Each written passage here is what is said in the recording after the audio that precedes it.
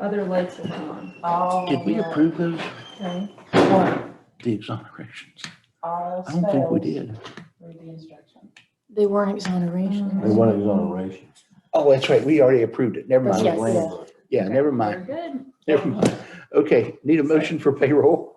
I make a motion to approve payroll through 6:30. Second.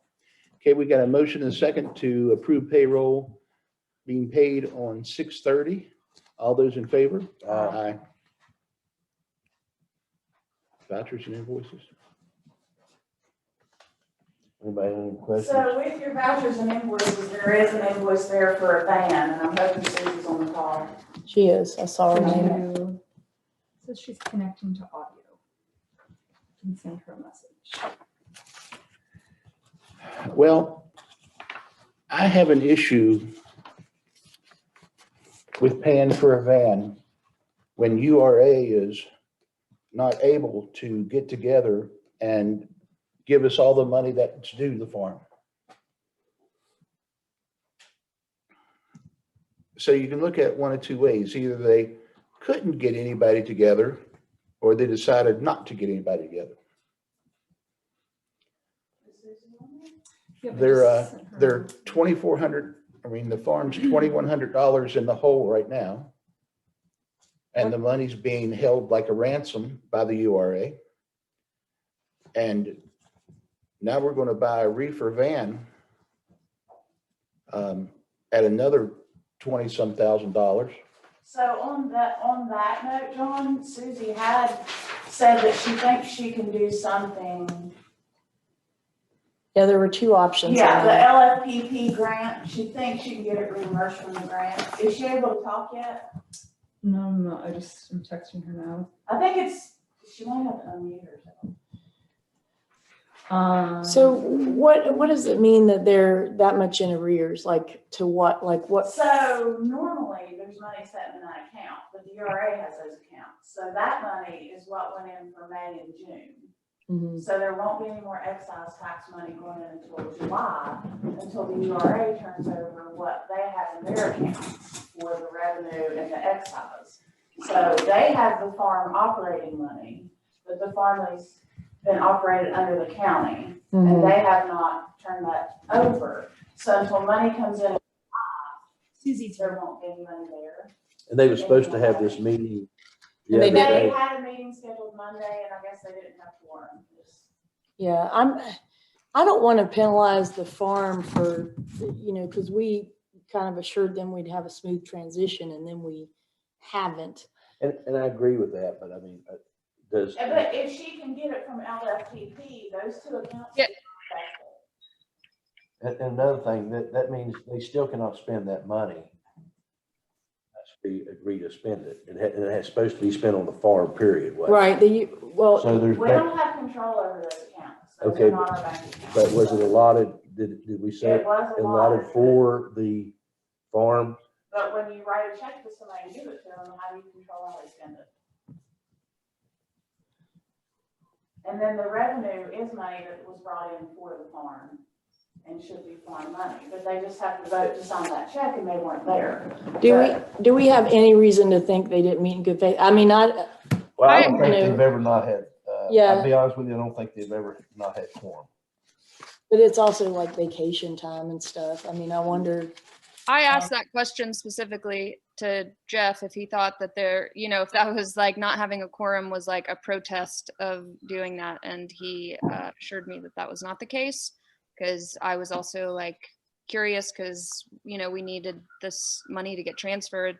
As far as I know, the checks are cut and yeah, that they are in agreement that they're going to transfer that money over. But Checks are cut, and when I handed them to Jeff on Monday, that was the full plan and intention to give that money to the county commission. I have no reason to believe that they do not want to give that money. Okay, well, if that's the case and you vouch for them, even though I don't think they've never not had quorum. Well, and if, Susie, do you Even- think you can do a change of scope for like or whatever you have to do for the LFPP where it would pay for the van? yeah, so I still believe that once we get the approval on the budget revision, that we can cover the full expense of the van out of LFP. But as of right now, we currently have $7,000 that we'll spend approximately, and then the other 13 or 12 something could be covered by excise if we don't. Yeah, for some reason that budget revision takes longer or doesn't get approved. Yeah, so it's a $12,000 difference you make up outside of LFPD. Fine with it. I'm fine with it too. I do want to make note that I think that never not had quorum. So I think it's a little strange that they didn't have quorum, even when they're all in separate parts of the country. When they have Zoom, they have quorum. Yeah, So I agree with Tom on that. That's why They I don't made the have statement that I made. They don't have a Zoom account because they weren't using the commissions. Gabe and I were not there. oh, okay. So I'll just add that disclaimer. Okay. Well, I mean, if they don't have a quorum at their next meeting, then I feel like we'll have Yes, then you have an answer. a series of issues, but it looked like a good deal on the van and they negotiated it down. And it sounds like, at least a third of it will be paid for, even if the grant can't be used. Well, And a for the rest of reefer it. van is one that's refrigerated. Want to get that out there? It's not for left-hand cigarettes. Yeah, I wondered about that for a minute there. I've been in Fayetteville too long. But That was good. anyway, well, I move that we approve the van purchase. That's second. Okay, we have a motion and a second to approve this van purchase for the farm. All those in favor? Aye. And you'll need to sign that and somebody needs to witness it. I feel like John would John, sign it, yeah. but somebody else needs to witness it. The commission realistically. I'll sign it. We got a witness out there. Okay, yeah. I'll be the witness. I thought, oh, you said from the commission. Off the commission. Off the commission. Yeah. You're just confirming what Allison said, that you do not listen. You know what, though? I didn't either, because I didn't hear. Full disclosure, I didn't hear what you said, so. How you doing it? See, that's why I pointed to one of them. I'm not losing more, it just depends on what I wear. Low carb? Mm-mm. No, I went on hormone replacement. That's what Mama's got me doing. So we made a motion to approve all the vouchers or just that one? Just that one, now you need to. Just that one. I do want to, Tom, did you know about that one? Yeah. I knew about it. I didn't think it unreasonable based upon, because I had Ruth go through the specific line items with me and the amount of research we asked them to do on some of this stuff. And, I feel like I didn't find it, I wasn't alarmed by I it. thought it would be a lot more. I Can we did, be honest with you? honestly, I did too, Okay, but I so, just wanted to make sure you guys saw that. yeah, Okay, she brought to my attention, actually went through it with me to make sure I thought it was reasonable as an attorney, and I did. that's good. That's why you did. Based on what they build and stuff and what they did. So, and they were very specific. Okay. Somebody want to make a motion then to, I move that we approve the vouchers and I invoices. second. okay, we have a motion to approve our vouchers and invoices and pay our vendors. All those in favor? Aye. And we do not have prior meeting minutes today. I already scratched it out. Okay, sweet. Any estate settlements? I don't think so. We don't have. Okay. Oh, we do? Oh, Ruth has them.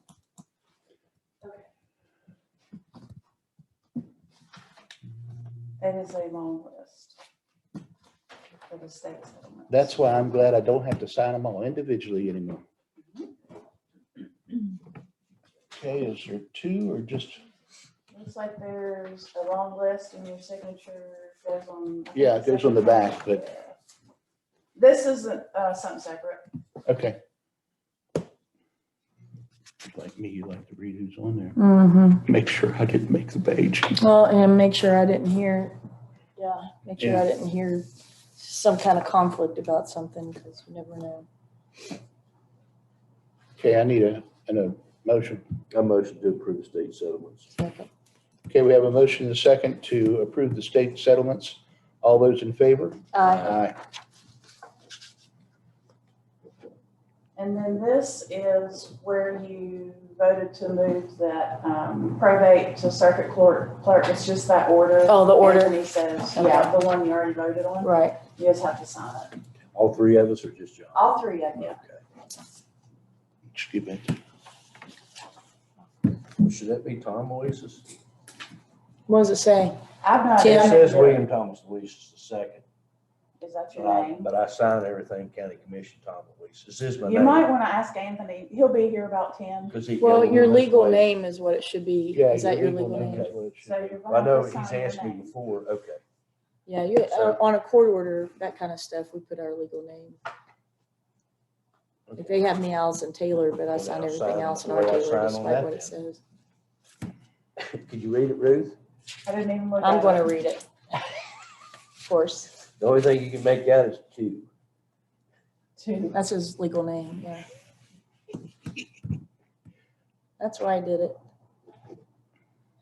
Technically, you should be signing all your commission stuff with your legal name. Well, I go by Tom Luis, but But that's. it's not your legal name. Yeah. Oh, my gosh, now we're gonna have legal stuff here, my I'm just saying, this is a county court. Shouldn't have said anything. I just kept my mouth signed shut and it. just signed it. Then somebody would say, why'd you do that?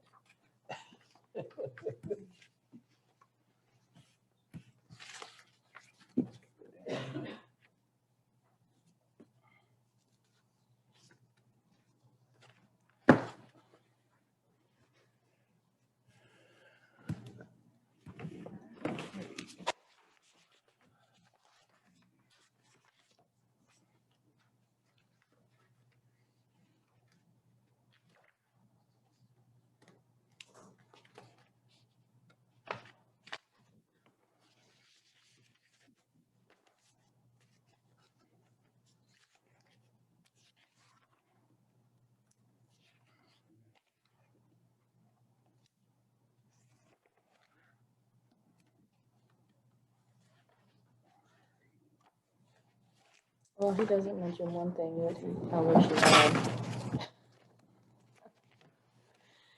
I'm gonna text him about it. We may have to re-sign it, but he didn't mention anything about the asset freezing. Everything else, like, remember that came up? Mhm. And that's the only thing that's missing. He might Well, not he'll think, be here at 10 if you just want to wait. I'll just wait. Yeah. He might not have thought it needed to go in there, and I'm fine with it if he thinks it Yeah, doesn't, they but. mentioned that, but I think it was supposed to be up at. Well, that's what I said. Well, Brandon asked us to make a determination on, he asked us if we would freeze assets, and I told him I didn't think we had the authority to do it. Okay, I don't believe we do either. So, That would be just a judge. yeah. I mean, like, can you imagine being the bank? Oh, county commission says you have to freeze it. They'll be like, psh, Yeah, we would hear about that one for sure. especially if we were upside down on the video at the Yeah, village meeting. and talking about reefer vans.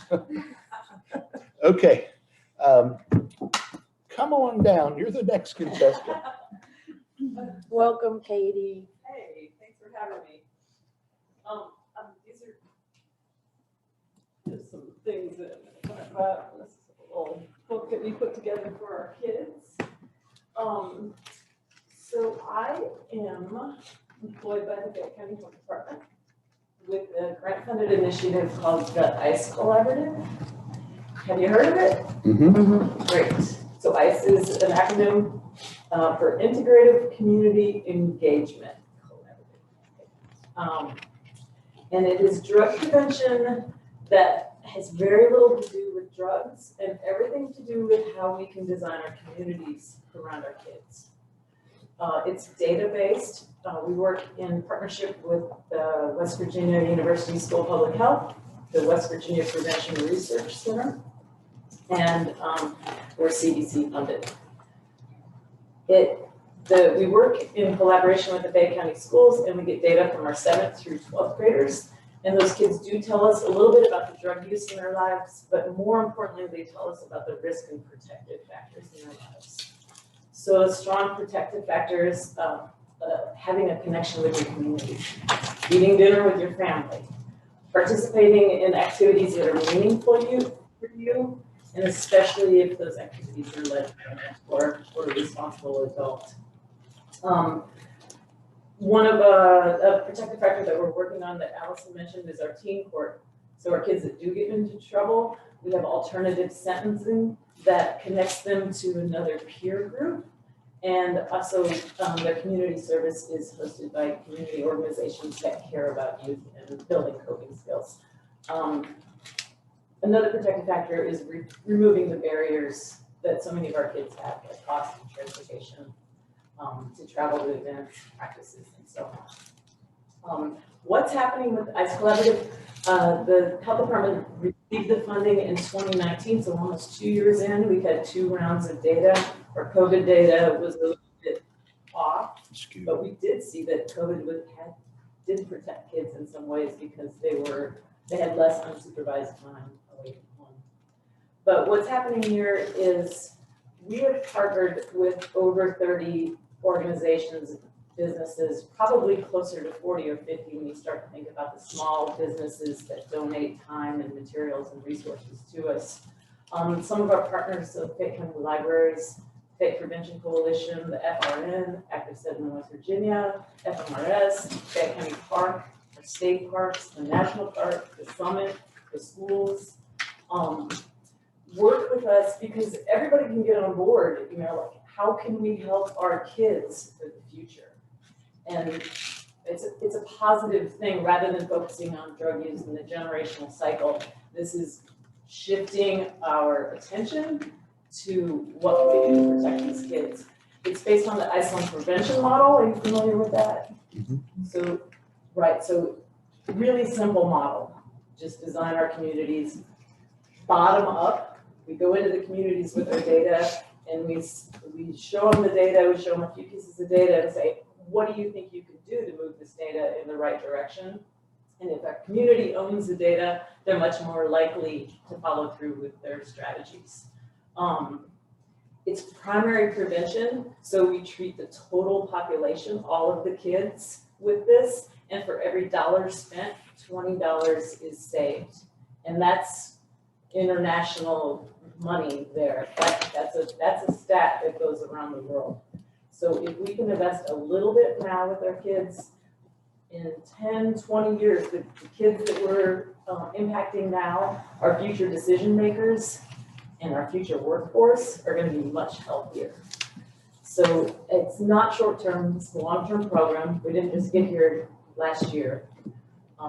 It's going to take a long time. It's grant funded. This is a 5-year grant, and we can put our systems into place, but once we get our systems going, we might need to start thinking about how we can make it an infrastructure to support our kids. When I talk to families and ask them what they would like for their youth, of course, removing barriers like cost of transportation, but also they want to see some kind of summer programming where our folks can go to work and then the kids are getting meaningful programming. There's several counties in the state that are doing park programming. It's paid. They pay about the same price as they pay for daycare, but the kids are getting a wider range of activities that usually takes them outside. It's a lot more. I don't want to say our daycares aren't meaningful. I know our daycares are doing a good job, but I think that we can really boost the impact we have on our kids. One thing that needs to happen is we need to have communication with the researchers that are helping us, our providers from healthcare to schools to 4-H and policymakers. So we need to keep communicating, and I'm here today to kind of open up the channel of communication with you all. And I'd like to keep you updated on things that are happening. The passport that I showed you is designed to get kids outside, off of their screens, using our parks, using our resources here, and that's a connection to our community. Knowing that the community is a great place. There's a ton of kids that haven't done so many of the things that are available here. we're starting to get a lot of attention in Fayette County. Almost weekly, somebody from the state calls asking for, asking how we are doing this, because we have so many different partners. The folks up in Wheeling with Grow Ohio Valley are collaborating with us. We're trying to figure out how to do the same thing up there that we're doing here. Cabell County, Putnam County, Kanawha County. There's a lot going on, and just because I think a lot of people here in Fayette County are willing to think outside of the box, we're getting a lot of attention. Shelley Moore Capito has asked us to keep her updated. We've talked to Manchin's team and Representative Miller at the Capitol, and they're all really interested in what's happening. So that's, just I want you on board with us when we think about how we can make our community better for our kids, and not only tomorrow, but next year, and then in the future when we're all retired and somebody has to take care of us. Have you talked with the local representatives, House members, and Senate? Terry and Anita, yes. In July, we're gonna get together. Okay, all right, wanted to make sure. We met with them in, 3 weeks ago. We talked about Okay. Going to do another luncheon or something like that? Yeah, we plan to do a luncheon and have Katie present the data and talk about this more in depth. Okay, cool. I don't know if you received I just bulleted a few things. Yes. Yeah. One statistic, we had to dive back into the data and see, the report showed how many kids did something twice or more per week. But then I was like, how many kids don't do anything at all or once per week? 72% of our kids in the 2019 data did not participate in a organized activity from church to 4-H, any kind of youth organized led activity. And we also want to make sure that, hunting and fishing and all of the really strong West Virginia things, those are powerful protective factors if they have a mentor with them that's responsible. Good. Okay, I made some notes. One is, I noticed here about the kids who are out after midnight. Does that mean that communities, municipalities in the county should implement a curfew for kids under 18? Iceland had a lot of success when they did that. I think there is some in the municipalities. Some But of they them don't have. follow it. Yeah. Yeah, I think we ought to consider that and talk with the mayors about that. When I left the Can you studio, provide us some statistics that we can give the mayors and Yeah. talk about that? Yeah, I noticed it too. I thought it was, Yeah, I mean, and also with exceptions, like I remember when I worked at McDonald's as a kid, I might be out to 11, not get home till late on school night, but I was driving by then and working. But, if they can prove they're working or something, I think that's a fair exception, but otherwise I'm not sure what is. The other things I thought about, if there's any way for you to partner with New Roots, that might be an idea, like. Yeah, they have, they're in the passport program as the farmer's market. Oh, I saw the farmer's market, yeah. And then they have, they're considering being one of our community service providers for the kids coming out of teen court. I wondered about that. Yeah, I think that's a good idea, maybe even the shelter. And then, do you work at all with the Youth Reporting Center? Yes. Okay. And then, have you talked to the Department of Education about the transportation is a huge issue. When I was growing up, we had to bum rides all the time. I mean, there's just no way to get anywhere. I know that the New River Transit Authority has increased its routes, but I don't know that it's going to accommodate kids in the way that we need. And Department of Education might be. Yeah, I met with them last month. The bus driver shortage is an issue, but maybe in the summer, getting them busing. There's a lot more park programs that are happening this summer, and maybe in the future, the summer might be a possibility. I know they're running that academy right now, so they're running routes. But the bus driver shortage is a problem. I couldn't believe it. I see signs out there and I'm like, wow. Yeah. Okay, other things, Boy Scout camp, there might be some opportunities to partner with it since there's so many activities and things there. Yeah, that's great. And I'll text you my contact there who has said they're willing to work with us. And then, of course, you know, our head of parks, feel free to contact him, Wayne. Wayne, yeah, You know, him. The county park has been a really great Okay. resource. Yeah, with the 4-H and all that. Yeah, and we hosted Project Adventure there. We had 900 kids. We just showed them what was available in the county from faith-based things to Coda was there, so kids could play music. We had them paddling on the pond. We showed them, we had 30 organizations that were set up there to show them. A lot of kids didn't even know what's available in the county. Isolation is as you know, is definitely a big risk factor here. Oh, yeah. Yeah, it is. Now I'm wondering too, and I don't know if we have the authority to do it, but penalties on sales of underage Right, so tobacco we have a products. Jerk-Free Communities grant. We were the Fayette Prevention Coalition was, FRN was awarded. Doing scans, community scans is something that that a couple of folks do, going out and making sure that that's not happening. But our data in one community showed in 2019 that most of the kids got their tobacco from a store in town.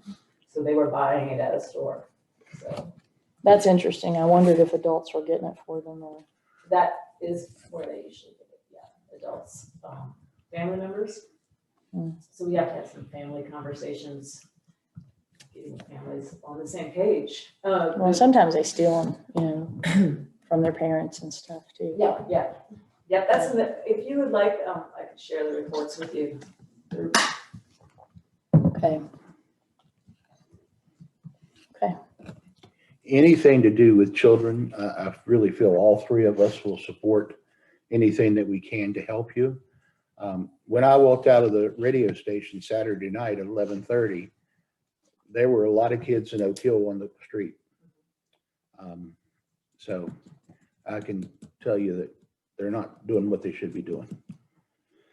What are, when kids violate curfews and other, you know, jurisdictions that have them, what are effective penalties for those violations? Do the violations land on the children or the parents?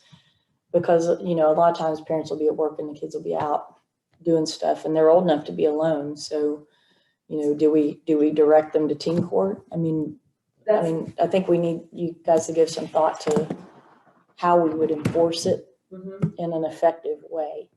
That's a great question. I think teen court would be an option. Or is it just just immediate community service, certain number of hours for first violation or something like that? I would think through like what is an effective means of enforcement?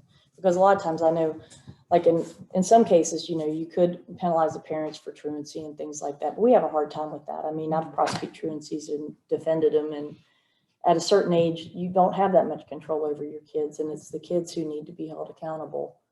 And we do have means to do that. It's a really interesting question. I know that Alfgeir Christiansen, Dr. Christiansen, he's at WVU from Iceland, and I'll ask him what they did because they had a lot of success. They also made parents sign contracts that they would spend more time with kids. They were like, forget quality time, more time. Know where your kids are. And that's a little bit of a hurdle. We have, you know, tons of grandparents raising their kids, so we have to adapt it for our county. But we're trying to engage parents in our activities, like the passport, and we're having free parks. They're called Adventure Days. We're really encouraging parents to play with their kids. And it's harder than you would think to do. Oh, I know. I've tried it. So another thing I was thinking is, hold on a second, because it just went out of my mind. Tracking apps. Do you educate the parents and grandparents on tracking apps you can put on the kids' phones and things like that so they can see where they are? That's a great suggestion. Intel officer. Well, we've done that before with someone, and the problem of it is some of these kids are a little bit smarter than the parents, and they know how to take do away with the device, if Well, it's the same device you're talking about. It's true, but we might be able to Wow. get, we might be able to get somebody in our offices or, to help the parents get this on the phones. I mean, there've got to be ways that they can control, because they can take the phone if they find the child has deleted the app. Defeating the app is harder than deleting the app. Yeah, well, but, I know, you had a clever one, I know. yeah, and it was tough. It's been But I tough. mean, it's worth exploring, because, some of them won't know. I mean, if they get a phone, you've got to let me check your phone on a regular basis, even maybe come up with phone protocols, for parents, so they can see what their kids are doing and look through the phones and make sure they don't have private pages on TikTok and that kind of stuff. If we can back up a little bit, and where I prefer to spend my energy is on, if that kid has a job at 7:00 in the morning, they won't be out running around, And it's gonna be both. We're gonna have to help kids accountable who are misbehaving, but if we can take these kids at a young age and really build them up with programs and a park program, and maybe this kid is 17 years old, is now leading the park program that they grew up in. Oh, I think that's great. What I was touching on is know where your kids are when you said that. Right. I mean, that's what I mean is like, there are ways to know where your kids are if you are paying attention to what they're doing on their phones and things like that. And then making sure, if you have a policy where, okay, I check your phone once a week, then you can make sure the app is still there. You can hide the app from them. But there are ways to do that. In fact, most parents can log into like a Find Your iPhone app and figure out where they are that way. But it was just an idea. I mean, just with cell phones. Yeah, it's gonna be both. Maybe you can use the COVID stuff to track them. I'm just kidding. One of the things, if I might speak, I know I'm with Katie, but I'm not with Linda, but one of the things they did in Iceland was to create a culture of expectation for parents. So basically with the curfews, to say, okay, guys, like, we're all gonna agree that kids need to be in by 10. And we're gonna work together as community and as parents and grandparents, and that's the new norm. Just like when we masks, like that is the example. So initially when this started, when you went in and had a mask on, people looked at you like you were crazy. But then now to me, it's odd when I go to a store and I don't see people with masks on, or come in here and there's no masks on. We have to change the culture of what's acceptable for our kids. So saying, as a community, we know that we have data that bad things happen after this time. So let's, as a culture, say kids need to be in before that time. And we all agree to that. And if Katie's kids are out and it's after that time, I'm gonna say, hey, we're not supposed to be out and do those things. So I think a lot of it is empowering parents as a community to take care of one another and really get back to the roots of what makes communities strong and powerful. And I think we have just the communities in Fayette County to do that, which is what's gonna make this successful. Okay. Yeah, we know that kids are most likely to drink in the homes of others. So getting the same thing that she's saying, where parents are now agreeing that, no, they're not gonna go to your house and drink. Sorry. I know you take the keys and all that, but no, we're just not gonna do that. So the big thing is, the later that we can delay, even by a couple of years, the later we can delay initiation of substance use, the less likely they are to be addicted. So because of the way our brains develop, we can hold off from 15 to 17 before they experiment. Their brains have developed that much more that they're less likely to have an addiction and more likely to graduate from high school. So that's our goal, is delaying initiation. There's a state policeman, he's a pastor at one of the churches here in Fayetteville. His name's Jim, but I cannot think of his last name. He works for the West Virginia State Police, and he does a lot of work with youth and with parents, talking to them about how to look at the internet, making sure there's no predators and things like that. I imagine if you reach out to him, he would be willing to come in and talk with you. Awesome, thank you. It's Fayetteville Baptist. You mentioned the park down there. What do you do with, what does the park community, how do you? So the park, we are hosting, Adventure Day. They are letting us host programs there. We're using the ponds for fishing and paddling. And sometimes we use the whole space when the schools bring kids in on field trips, and they're just, offering the space to us.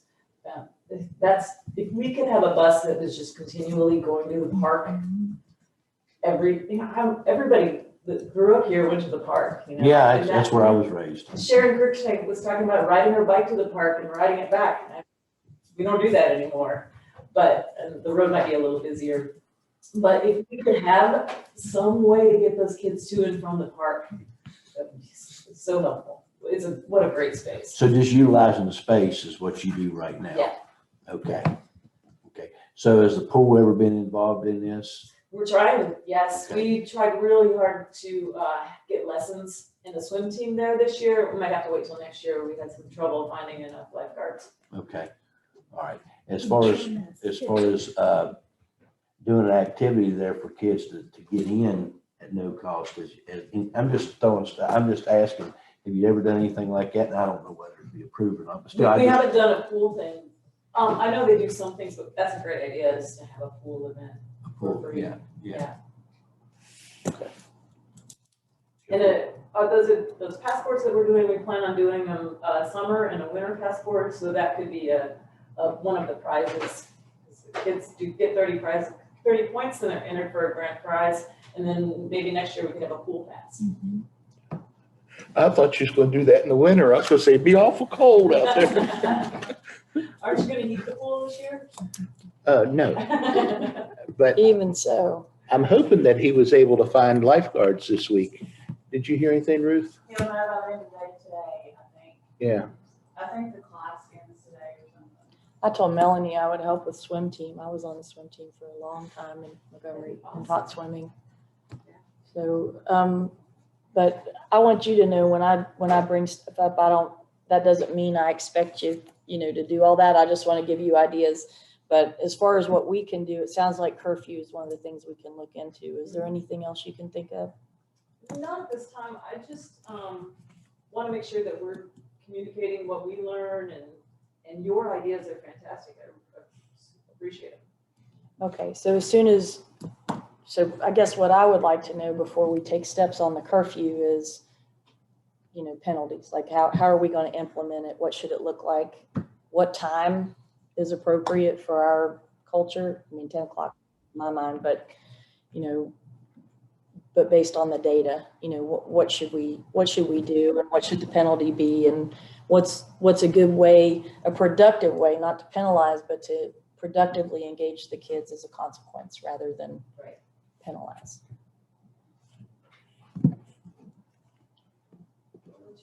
Okay. I'll do some research. Sweet. Thank you. Thanks. Thank you. Good day. You too, thank you.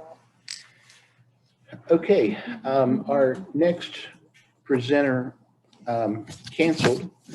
So Ruth, if you want to go ahead and start in on yours. Oh, he did? Did he not file his petition? There was something he didn't have, yeah. When we get it, will you make sure we get a copy? Yeah, he didn't say when that, so. I don't feel like we need to answer the phone today. That is if people need to get about. Okay, hold on one moment, we will come get you.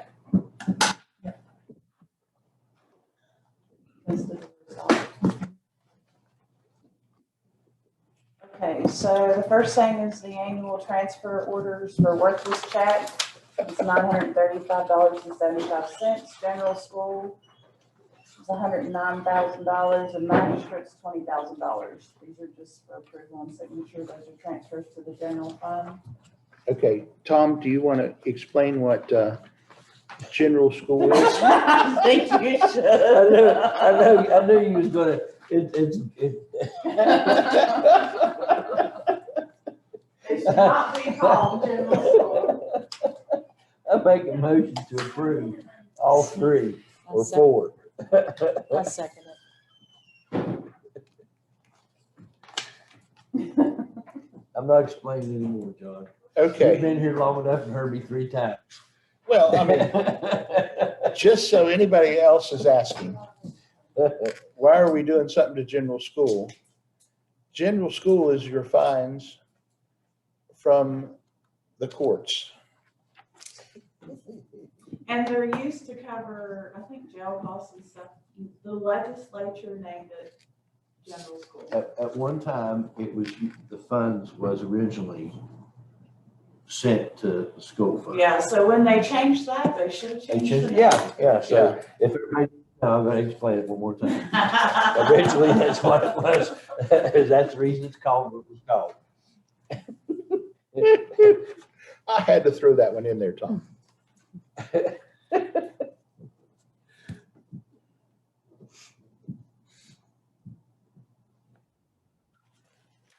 While you're signing that, the next one is similar. This is the election levy transfers. So it's just transferring from funds from the law, library, and fire. So they pay to support that levy, the extra expenditure. That's just, Okay, want the motion? we'll just do the motion on all of them at one time. Yeah, they're all in one. Well, we did those on one, so now we have to do this one, yeah. Yeah. So I move that we approve the transfer of the law, for the law enforcement levy fund, library levy fund, and fire levy fund for this year. I second. Okay, we got a motion to second for everything that Allison mentioned, the law, the library, and the fire.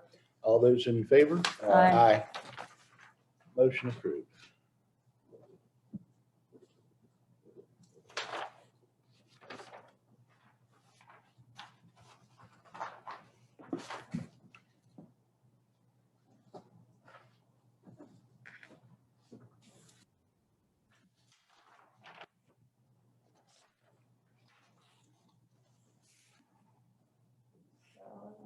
All right. So the next thing is a request from the town of Fayetteville to use the courthouse lawn for part of the 4th of July Heritage Festival. It's basically just for overflow because they have everything on Main Street and most likely they'll end up in the lawn. Yeah, I move we approve it. I Do it every second. year. Okay, got a motion to second to approve Fayetteville using the courthouse during part of the July 4th Heritage Festival. All those in favor? Aye. The only way I improve number 4 is Miss Taylor talked about making the most awesomest chili in the world. And she enters the chili contest so I can taste it. You know, Hey, you know, I'm gonna be messing with you. commissioning that I'm just day. messing with you. do you know that Leslie usually wins that chili cook-off? Who does? No, she- Leslie Taylor? Leslie Taylor. Oh, well, now I'm gonna have to get in there. Uh-oh. I have won. I was the only FBI person at CIA, and I won CIA's chili cook-off. Like, there are almost 30 entries, and they were like not happy. And then I gloated. Okay, so that is the next one. It is a request from the Fayetteville CBB to use the courthouse lawn for part of the Bridge Day Chili Cook-Off festivities on Thursday, October 14th. Move we approve. My second. Okay, we have a motion and a second to approve the use of the courthouse lawn for the chili cook-off for Bridge Day. All those in favor? Aye. Aye. I don't understand this other one What one? because I'm a non-voting member. Well, who done that, John? You or them? They did. I haven't a clue. Let me look at it here. I asked who did it. I said, no, this isn't correct. Amy Dangerfield informed me that you were filling an unexpired term. So that was just to reappoint you for. Just as the commissioner on it, Mhm. maybe. If you were Okay. filling Well, if it's Denise's. commissioner, we Well, do that that's every right. year. You were filling. Yeah, I'm Yeah, we already on already it. did it. It's like backdating we just didn't sign Oh, okay. something, I guess. Okay. Yeah, it's taken care of. Okay. So we just need to sign it then. Apparently. I thought we did all of these Yeah, I already. thought we I did wasn't too. listening. Well, if we didn't, let's go ahead and just, Tom, Just go ahead and do it anyway. Tom wasn't listening. I'm sure Amy checked and before Yeah. she gave us something else to sign.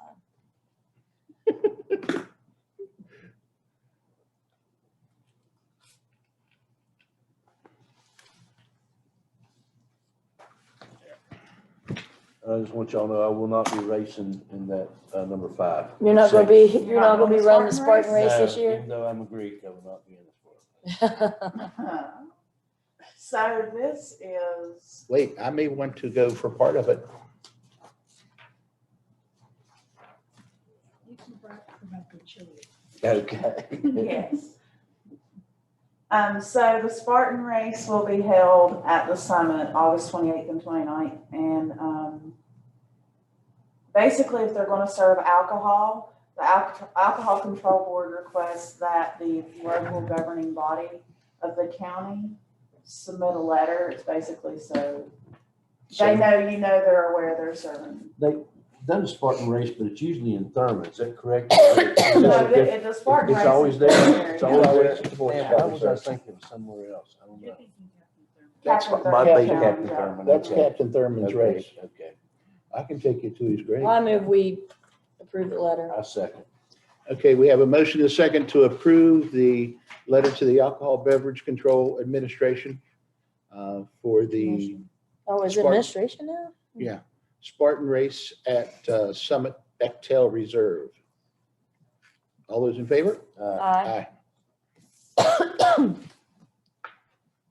Used to be the ABCC because I worked there when I was a teenager. Mm.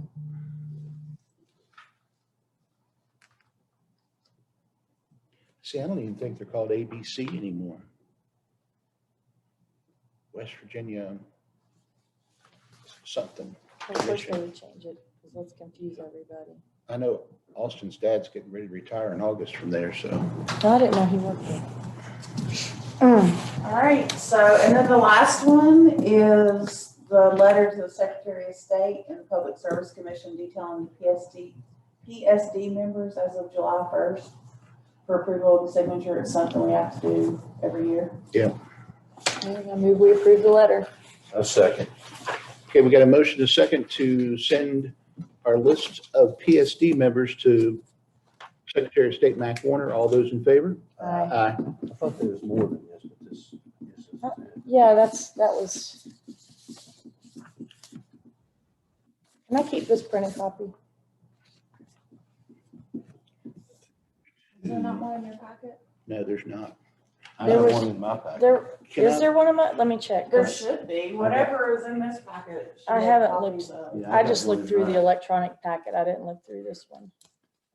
I probably have Should it. be the last page. That's what. Yeah, I have it. It's back. Okay, good. I just want to verify a couple of them in here.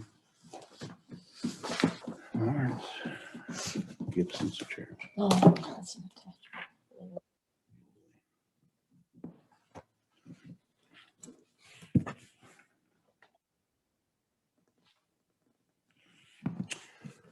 One of the members of New Haven resigned.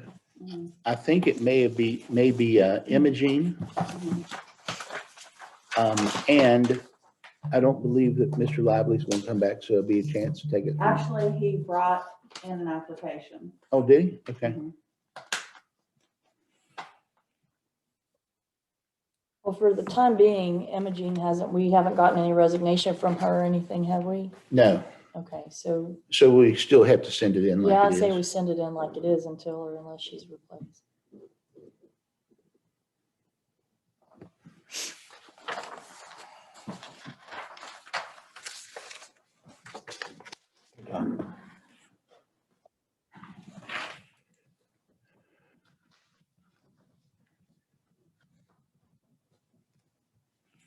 Why do we still have a PSD in Page and Kincaid if West Virginia American Water's taken over its, Because they do the sewer. so it still has the sewer? It's gotta Yes. be separate, I believe. And that's until not it's resolved? complete, until it's complete. Okay, No, so it's not, nothing's resolved yet.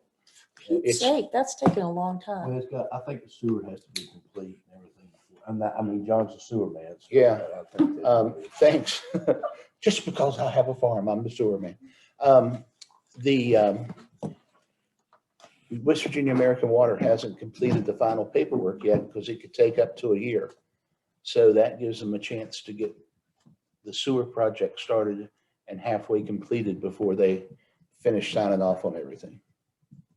So by the end of this year, we should see some movement. We hope. Well, I feel like if we don't, we need to engage the PSC because it shouldn't take that long. I think they're behind because of COVID also. That's what I was told. You know how government works. I do know how government works, which is why I made that face. Everybody's blaming everything on COVID, but I don't think Yeah. that's Ladies, if you've had your injection, you want to take your masks off, you're welcome to. She's saying, good. Oh, yeah. I haven't, but I don't mind. I had in January. All right. We are up to 5 minutes before 10. So if we need to take a little break. If you don't mind doing that. He's I like, will. he's like. I'm running.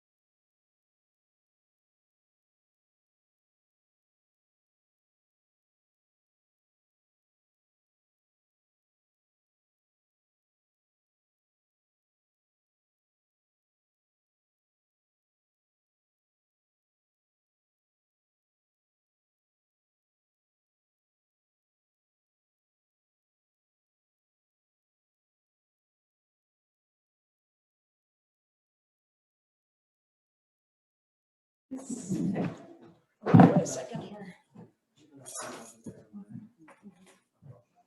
Anthony's gonna add a couple of things to that order, just asset freezing and then a provision, just transferring the file to the circuit clerk. So those are the two things.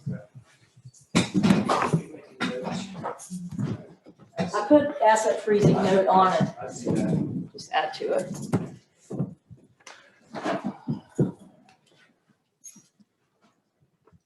And I mentioned to Allison that one was part of your line, is apparently going to hire an attorney. That will make things much easier right next for her.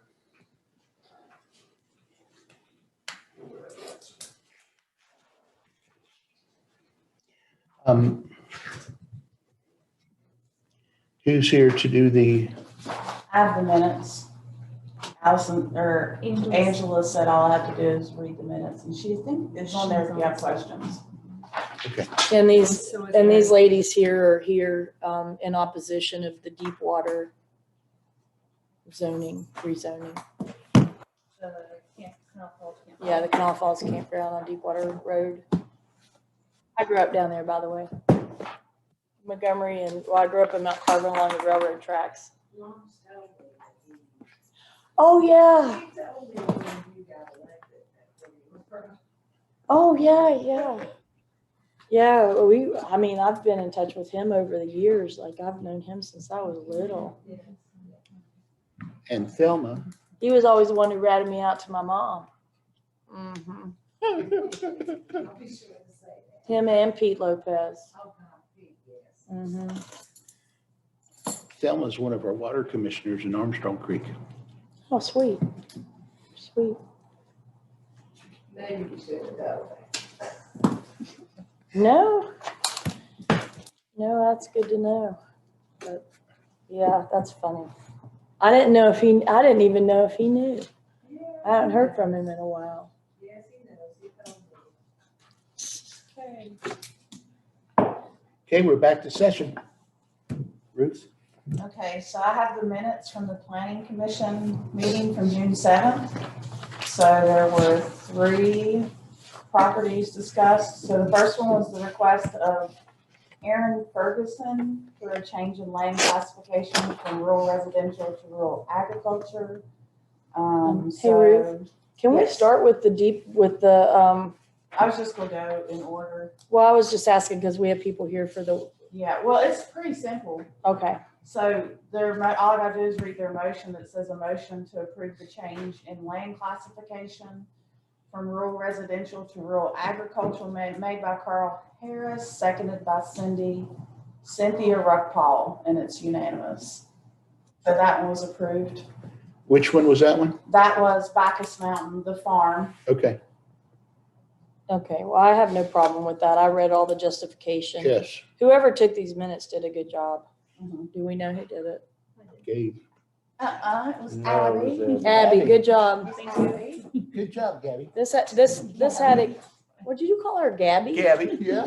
For Pete's sake, I got to tease or something. you gotta be respectful. So Miss you Abby. tease men like that? Yes. So, Ask Tom. Abby, this is a really good job. These minutes Yes. told me exactly what I needed to know to review this. I move that we approve the planning commission's recommendation with regard to the Bacchus Mountain rezoning. A second. We have a motion and a second to approve the Bacchus Mountain Farm. All those in favor? Aye. Okay, so the second one was a request by DeMarcus Smith for a change in land classification from rural residential to business tourist district. Properties located on Deepwater Road. And the motion by the planning commission is a motion to deny this request for a change in land classification from rural residential to business tourist district, made by Joe Ray, seconded by Stephen Eads, unanimous to deny. And I reviewed the justification here because originally when I saw it, I'm like, why did they deny it? Because usually I think, rezoning should be permitted. But under the circumstances, given the limited access to that property, the disruption to the neighbors, all of whom oppose it. I agree that it is not a good idea to rezone that property. So I move that we accept the Planning Commission's recommendation to deny that rezoning. I want to make a second on that, but I want to ask some questions. Do I do that before or after a second? You second it, and then we'll have discussion. Okay, I second. Okay, we have a motion and a second to deny or to follow the recommendation by the Planning Commission, which was to deny DeMarcus Smith. Rural Yes, residential to business tourist Yes, on thank Deepwater you. Road in the Valley District. Now, comments. I was there in the meeting. I was listening to the whole conversation, and I looked at the maps. I had Angela bring me the maps up, and I looked at the maps. And it's really hard to figure out what's going on from the maps that was in the that was presented by the gentleman. But there's two roads there. Does his property lie at the does he has access to both roads that goes to his property? Just the one, just the Dempsey, is it Dempsey Road or Deepwater, excuse me, I'm sorry. So there's only one access, and it looked like it, I don't know what the size was, but it looked like it was a very small road. Really small. When I go to visit, because my daughter, I live in Deepwater. I have a house on the second lane, which my other brother lives in. And the lane that the one lives in, to be a Newman, is the same lane that we call it Dick, but it's DeMarcus Smith. It's a small one-lane road that when I go over there, I have to turn around in the middle of the road. I have to pull up, because they have cars in their driveway, in the pool, and so in order to even turn around, you gotta turn around in the road. You gotta move your all the way down to the end, because he's on the little end, but it's other people that live down there, and if you come over there when everybody's home, you're gonna have to do this. You're gonna have to back up, turn around, it's just no space. I'm not against Fayette County moving forward and having things, but just not at this location. I know DeMarcus for years with me, and he's a friend of my husband, but this is just not a good idea. He said that he had acted when you were there. He said he had talked to his neighbors. We wouldn't have known anything about this if my one daughter hadn't got that one letter. Well, I was confused about that when he said he talked to all the neighbors, and then there's all these letters and everything. Yeah, Nobody knew. Yeah. If it hadn't been for that one letter, this could have very well passed. And we've had a rezoning issue, and you were there, so before they rezoned that next little lane over to put a trailer over there, which was fine and passed. But that caused so much confusion. The deputy sheriff is there just about, you can go back and look at the records every week. A little baby died over there. It was awful. And my take on it, because I've lived in Deepwater my whole life, 68 years I've been in Deepwater in that same little location. And this wouldn't fly. It's too many drugs in Deepwater, first of all. And that would be a drug hangout at that tent camp. Well, I know you mentioned four-wheelers also, I believe. You mentioned it was supposed to be used for four-wheelers or something That was too. my sister. Oh, okay. My sister couldn't Okay. be here today because she's going out of town. My daughter has to work, so I'm happy to represent them. Well, I meant to drive down there before today, but I haven't had an opportunity. I looked at the maps and everything, so I just wanted to ask some questions about that. The other piece of property that's downstream, I don't know whether I guess you understand downstream from his partial property, there's a big piece of property there. Is there anything on that, or is it just a bare piece of property? It's a large piece of property. Which, You know what I'm talking about, John? Where they used to plant corn, and the corn planter's still sitting there? Toward Boonesboro or toward that's Montgomery? way down. Yeah. That's down- Oh, on the map, it looks like it's not That's that. down in Montgomery Heights. Okay, That's- yeah, okay. that's past it. Okay. Yeah. All right. Which part of Deepwater Road is this, like How You know far where out? the old Deepwater School Yeah, used to be? I went there for one. Across that crossing, right there at the old Deepwater School, and go down that little lane. Oh, I know what you're talking about. Oh, If yeah. you've ever been up, if you go, Yeah. I mean, one look at this is not feasible for what he wants to do. Mr. Smith had an Allen that he sold about a year or so ago. The one in the middle of the river. Uh-huh, and he sold that to somebody in Ohio, and I'm thinking, if you wanted a tech cab, I mean, he could have easily had one over on that Allen, somebody bought it. I think they're trying to do that or something. There's another one that Smithers has. There's some- No, I think it's the same one. Same one, Yeah. yeah. And again, nothing against, Diggy, that's what we call him, you know, he's been a neighbor over there forever. But it's just not the place to put this particular thing, we have no room over there. for it. Yeah. It would be disturbing all night long, you know, does it, my question was, when does it close? Even the state parks close, that's closing down, you know, for people that work. When would you ever, you have to see it to know what I'm talking about. Well, I'll probably I know where drive you're down talking there. about though, because I I was had there friends who Sunday lived and growing up who lived out that way. Yeah, it's bad. It's straight across from the old. I think Angie Ingram lived out And there. the school's not there anymore. No. But Yeah. straight across where the old Deepwater School used to be. I know where it is. I went there in 3rd grade. Yeah, you. You probably know my best friend Tanya Peoples then. Do you know her? I spent Easter with her. Yeah, I spent Easter with her in Pandora. See, She I'm was- Pandora's age. I would be dying, old enough to be dying as mother, probably grandmother. Well, my mom was a lot older in Pandora, if that makes you feel any better. What's your mom's name? Linda Taylor.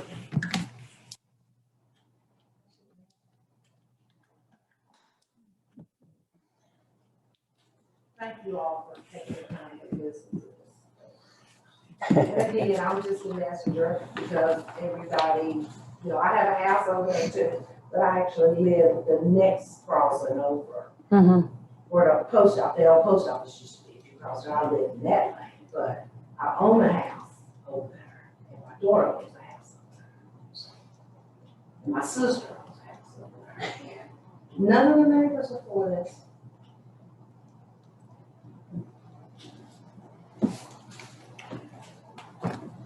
Did you finalize the vote?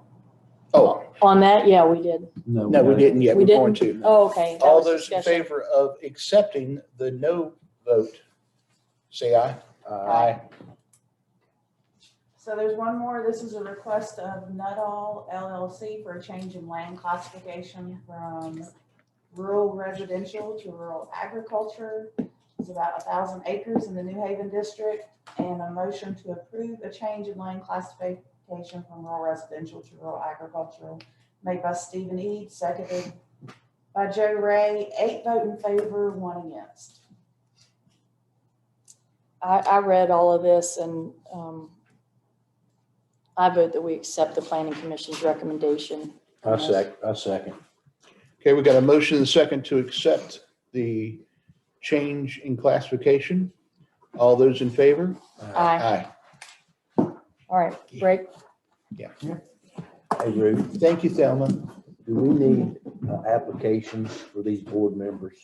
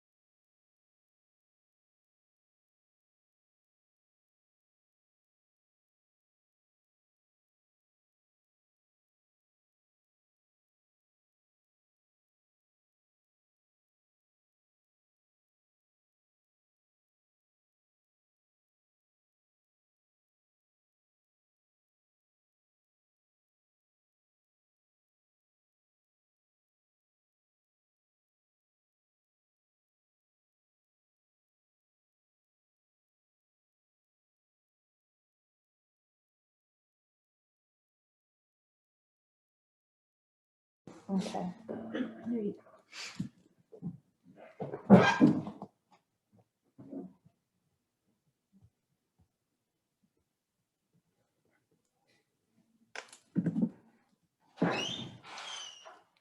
This guy, I couldn't get a marriage certificate.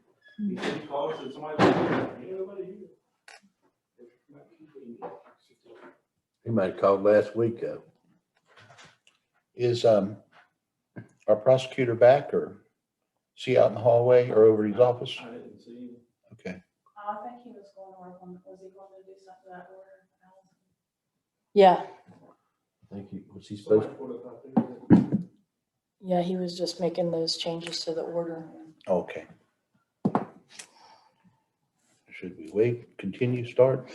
We can start, and then if we have questions for him, we can. Okay. All right, we'll get our session back in order. Mr. Groves? I'm not Mr. Groves. Okay. I'm here in support of the gun club. Okay.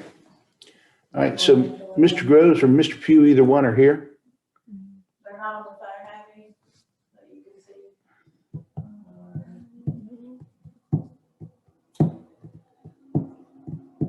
No. I wonder if they knew the meeting was still going on.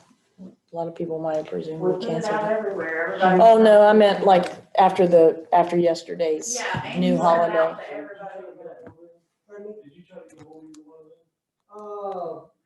I just sent a text to Dave Pugh asking, telling him no one was here. Because he came out of the office yesterday and talked to me. I was wondering. Because he was the one who told me about the meeting. So he did have notice. What's your name, sir? Carl Hansen. I'm Allison Taylor. they're the ones who wanted us on the agenda, right? Mhm. Yes. Well, I think it's fair to hear Mr. Hansen's input on it anyway, since he's showed up. Well, Yeah, if you want to step on up to the microphone, sir.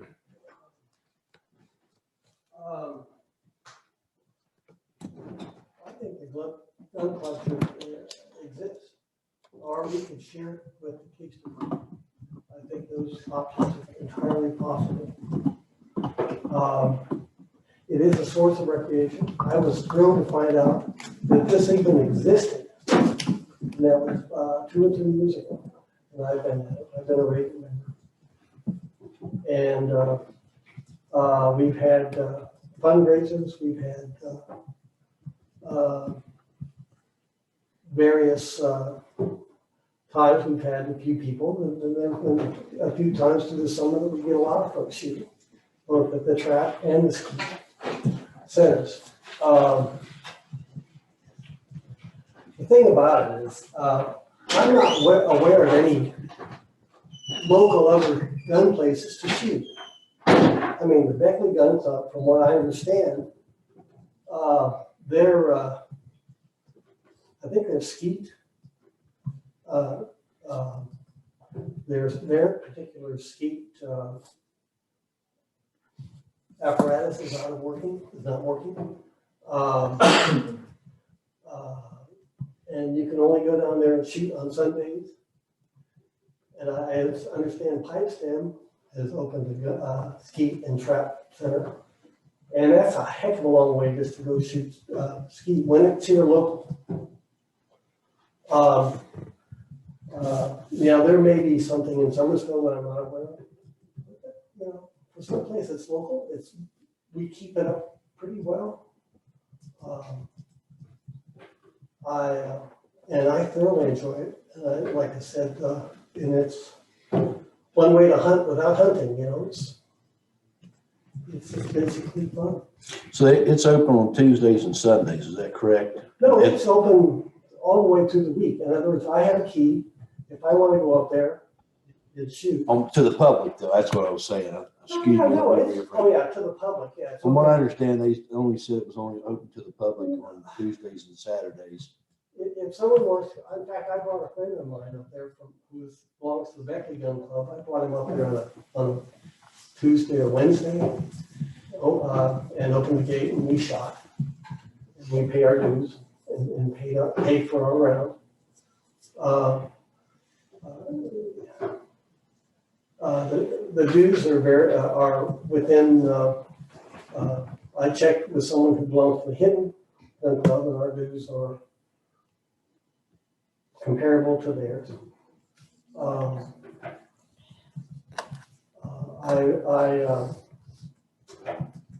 I just think it's also a source of recreation. You know, if this area is wanting to promote recreation, this is one thing. Now, I don't know, we don't advertise it very much, but I know that the Hinton Gun Club is full. Basically, the gun club in Beckley is full. They have full-time members. Why we don't have full, I don't see a lot of folks out there. Because like I said, I'm just a passionate shooter. Yeah, and I think the gun club and the sheriff's department, county commission, I think we can work something out. I think so. I think that the sheriff's department, they do need a place to practice. Oh, of course. Yeah. Well, and the concerns that caused us to consider this, it has nothing to do with the club itself.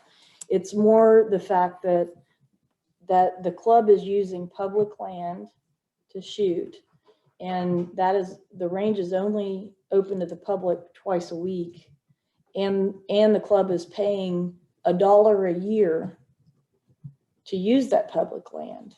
And I know it's also maintaining, well, but it was, I just wanted to let you know the background. It's not that we're, trying to disband a club, because we don't have any authority to do anything like that, but. Well, I also know money that we earn or we make is given to the animal shelter every year. I don't know how much that is, I don't know. But we give a little bit of money to the animal shelter. I was not aware of that. So, You know how much it is? so somebody said something like $400 or $500, I don't know. Okay. Well, that might be incorrect, that's just.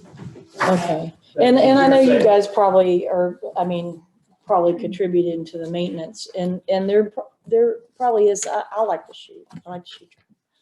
And I didn't even know about it until I sat here on the commission.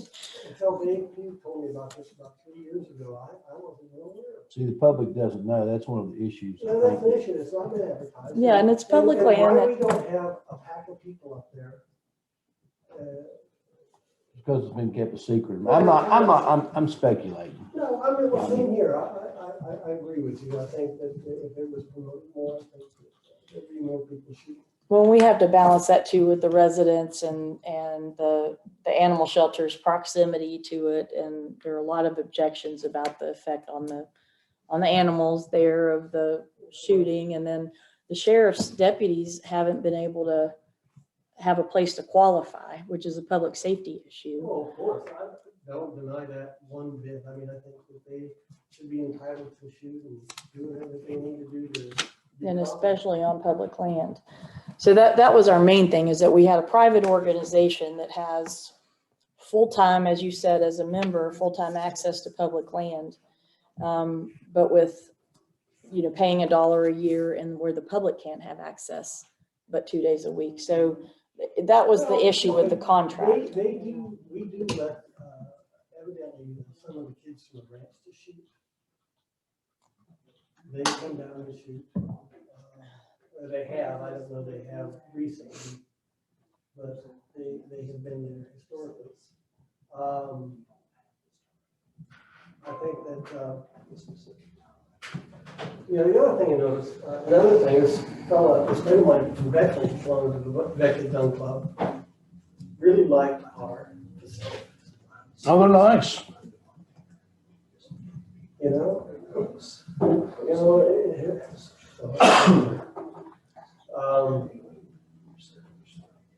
Now,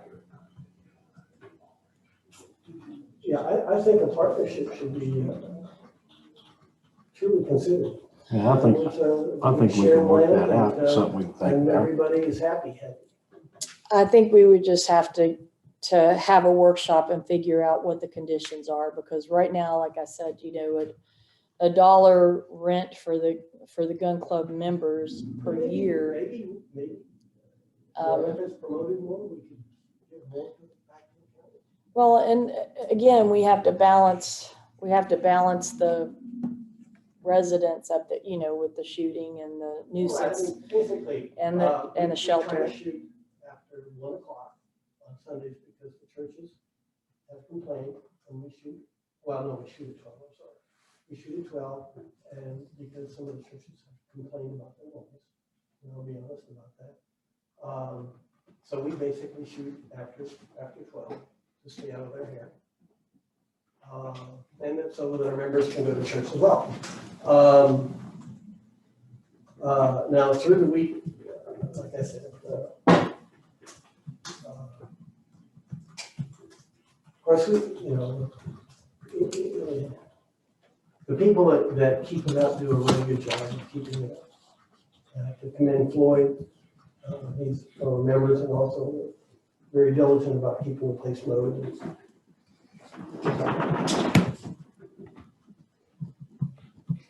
I know when I went up there, it was nice. It was nicely kept. Mike, what do you have any days that you? How do you feel about it? And do you have any days that you might set aside for your men? Well, Men and women, excuse me. first off, Chief Deputy Purdue and Lieutenant Mooney, they both met with your Secretary Treasurer, what's his name again? Terry, Floyd? Whoever. I can't remember his name, but they met with him. They went down there and they looked at everything. What is down there would have to be some work to put in lanes for just a range for us to be able to use. It'd be doable. Cost would be minimal than building a whole new range. Then Mr. Pugh came to my office yesterday. We sat down and talked. Again, the problem was, and they wasn't aware, but the word that he used, I can't use the words he used.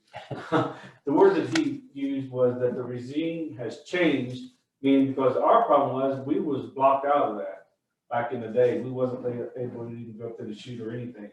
So long story short, it can be used. We can partner with them. I told them because we qualify, it's going to be Monday through Friday, daytime qualification and low light qualification.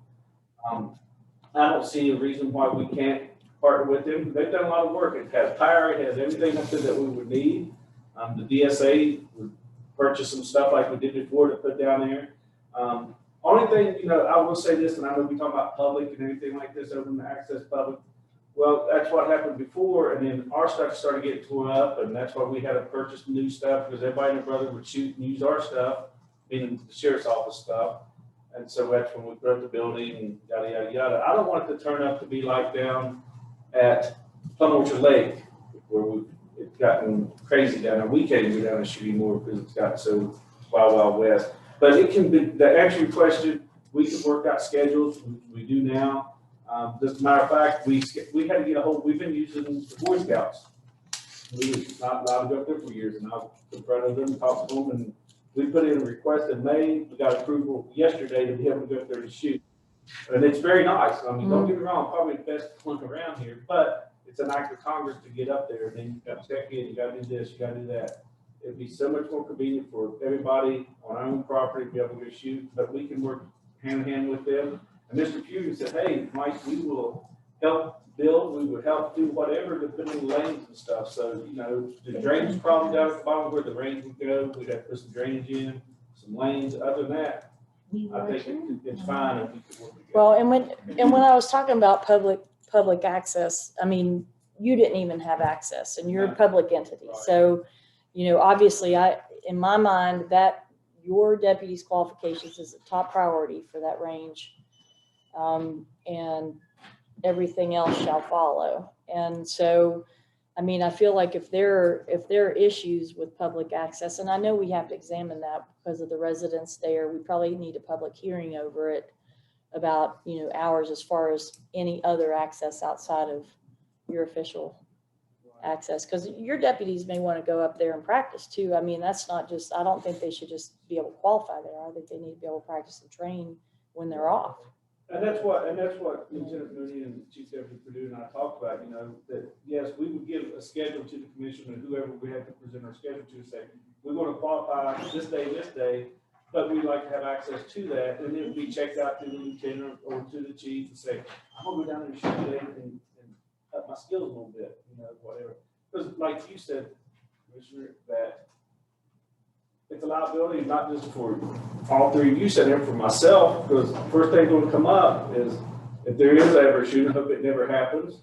I mean that, but if it does, first thing, we don't training, that's everything that everybody. Right, it's a public safety issue. So I don't care what happens, and I told y'all through this before in the other commission, I just need a place to take my men and women so they can qualify and be able to shoot and keep their levels up. Is there enough room for? Yes, sir.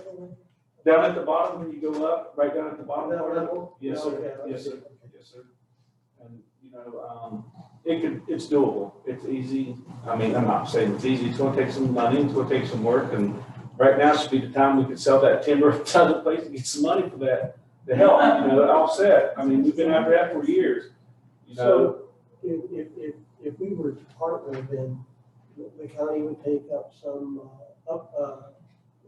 upkeep on the particular property, or more than it's being done right now. Because like I said, it's one guy who knows that, you know. Well, that's just one of the things that we need to explore, how we do this. Allison, I was going to tell you this, and that's what Mr. Pugh said, and the Secretary President, I apologize, I can't remember his name, you said it at the beginning. Mr. Gross, there you go. New regime, they want us there, they want us to be partners with them, and they said, well, y'all's attorney and the commission can type something out. I said, because they're going to ask for in writing, if they let y'all lease this still, they're going to ask something in writing that the sheriff's all say, we use this, and this, or whatever, so. He said, I'm fine with that. I want it to be worked out. So I think the problem is solved. If we can all just. Mike, can you, I'm not jumping the gun, but maybe if you give go ahead and give a schedule. Can you give a schedule? Oh, that's easy. That's easy. And then maybe we can, Well, my one thing about the schedule, I mean, for qualifications, that's easy, but as far as practice, you know, when the deputies are off work and need to practice to qualify, you know, that's something, and they should be able to go on their own to do that. They shouldn't have to. I won't speak for the rest of the members, but I'll speak for myself. I wouldn't be unhappy with just one day. But, you know, that's just me. If that's all I shoot, like, Mike, how many days, I mean, give us some input. We got, I don't know whether you have a few minutes or not. I don't think we do. Well, going to qualification, and Allison hit right on the head, I can't tell you when, if Robert Lanier comes in and says, hey, Sheriff, a qualification, can you give me 200 rounds and I can go shoot? Yeah, here you go. You can go down there and shoot, you know, because we get very qualified, and I struggled last time.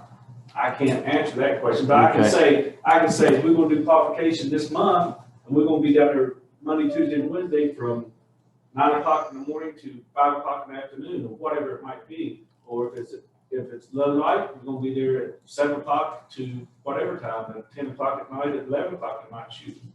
I can do that, but now, and Lieutenant Mooney and the Chief and I talked about that too, what you said, all right, we're gonna have, if you want to go shoot and up your thing, if you need help, this is the days and hours that you have to do it. Now we can set that on our deputy and say, hey, if you want to go down there and shoot, you want to do this, you want to do that, and practice, you can do it on this day from this time to this time. Do you think you can give a variety enough that will cover Yes. to make sure Yes. that it's convenient for the, Yes. okay. And it's not going to be, and again, I let professionals, I shoot, don't get me wrong, shoot well, but they're the ones, they've been to school, they train, they teach me They're how firearms to shoot. instructors, Right. yeah. They're the ones that handle that, and we sit down and talk, they said, it can work. They just like I am. We're at the point now, we just want a range. We want somewhere where we can go shoot, that we don't have to go to make arrangements to go to Raleigh County or go to, just like you guys. You know, it's been 13 years without a range. Well, here's another thing. Who's teaching your concealed carry classes now? We don't teach them no more. We don't do them anymore? No, and because it had to be a private entity to do it, they wouldn't let the sheriff do it anymore on duty. Don't ask me why, liability, I guess. Mine just expired. You have trouble getting animals like we do. No, we bought the quarter, and it's easy for us to get it, and we really backed up because we knew this was coming. Okay. Just kidding. But to answer your question, it can work out, it really can. But again, like, and I told them, and I'll be frank, I don't care, I just need a range for my men and women to shoot at. Oh, I agree. Yes, ma'am. And that's something the commission can look at again. I don't know what happened with the timbering down there that where we gonna put the Girl Scout and 6 or 7 people coming raise cane, they would let's have range there. It's something that the commission can look at. Also, because we paid a good bit of money the first time and we found out we got done for free from the state and haven't cruised and stuff. So it's been done, it's in plots already and everything. So time y'all gonna sell, might want to check into that. Yeah. And I have blueprints of bigger range and stuff. Right. I tried to get that. So, I mean, what we're looking for is just a place to shoot, and we can put down at the bottom a couple lanes and we'll be fine. No question. No. I think that pretty well sums it up. Yeah, so the bottom line is, we're open to negotiating another contract. It was the contract that was in place we did not feel was fair to the public, and it didn't accommodate the sheriff, so. That's- We would have the same concern that if it were really open to the public, people would come in and miss it. We have the same concern from the other, but otherwise, I think a partnership between our two organizations would be, Okay. Kathy, you had a word to say? Yes, thank you for give me the opportunity to speak. I do have a couple of things I wanted to bring up. The gentleman speaking on behalf of the gun club mentioned providing a donation to the Humane Society each year or something like that. To my knowledge, we have never received a donation, a financial donation. Maybe it was in-kind donations, but I've texting with our staff members to see if they recall ever receiving a check from you all, but to their knowledge, they're looking through our database and they don't see anything. that was hearsay on my part. Okay. Okay, yeah, I don't want, we're not receiving a donation from you all, so, That's what I was told. okay. I well, figured by now it would have come up because we've discussed it so many times. Yeah. And obviously I just want to speak on behalf of the Humane Society. Our objection of having any shooting gun range next to our county animal control center. Certainly it's, when the gun club folks are over there as is, it's traumatizing to our animals. And I realize that Sheriff Ridley and the deputies, they need a shooting range. But I think there's some other options. I wanted to question now, where do the deputies, what range do they use to qualify currently or have in the past? They've been begging, borrowing, and stealing, Kathy. Fridley just said that he finally got permission when he requested it last year from Boy Scouts to get up there, but it's a big pain and it's a long distance. They've been basically just going wherever they could fit in. They were trying to go to Plum Orchard and then that became a mess and they got bumped by civilians who were there using it. And I know there was a place in Beckley some people were using and then it closed. So this has been an issue since I was an assistant prosecutor 6 years ago. I know it's been going on for a long time. And I'm sorry, I just for my understanding, I haven't I heard something, but at the county park, that is not anything an option as well, or not understanding that piece of things. I can answer that, Kathy. This commission wasn't here, and Sheriff Kessler was at the time, the sheriff, and I was chief deputy. We brought that to the commission, and they denied that. Also, we was asking to put a range down by the pond, and there was one gentleman that didn't want it, and the commission said, "Well, that one don't want it, so no, you can't have it." So the option of having it at the county park is feasible. Yes, no? I would want to hear from the park director on that, Kathy. I mean, I appreciate your point and would want to, and want to explore it. But for now, we need to give them a place to qualify. If there's a place to build a range on the park property, then we'll look at it. But we're looking at a lot of plans for the park about putting in different activities and stuff down there for kids. So I would want to see how it would fit into the overall vision for it. Sure. And I mean, you know, I understand, you know, being able to go to the Boy Scouts or whatnot is a pain. It's out of the way or whatnot. But, you know, the trade-off of, you know, humanely, you know, caring for animals at the county owned, you know, facility, you know, versus, you know, a deputy having to drive out to the Boy Scout reserve, you know, I don't think there's, you know, the trade-off is, there shouldn't be any question. I mean, it's, you all be down there when folks are shooting those guns and you see what those animals go through. It's just not humane. I don't understand it, why this has been allowed, you know, certainly before you all were in your seats, but, you know, we highly object to it. It just does not make sense.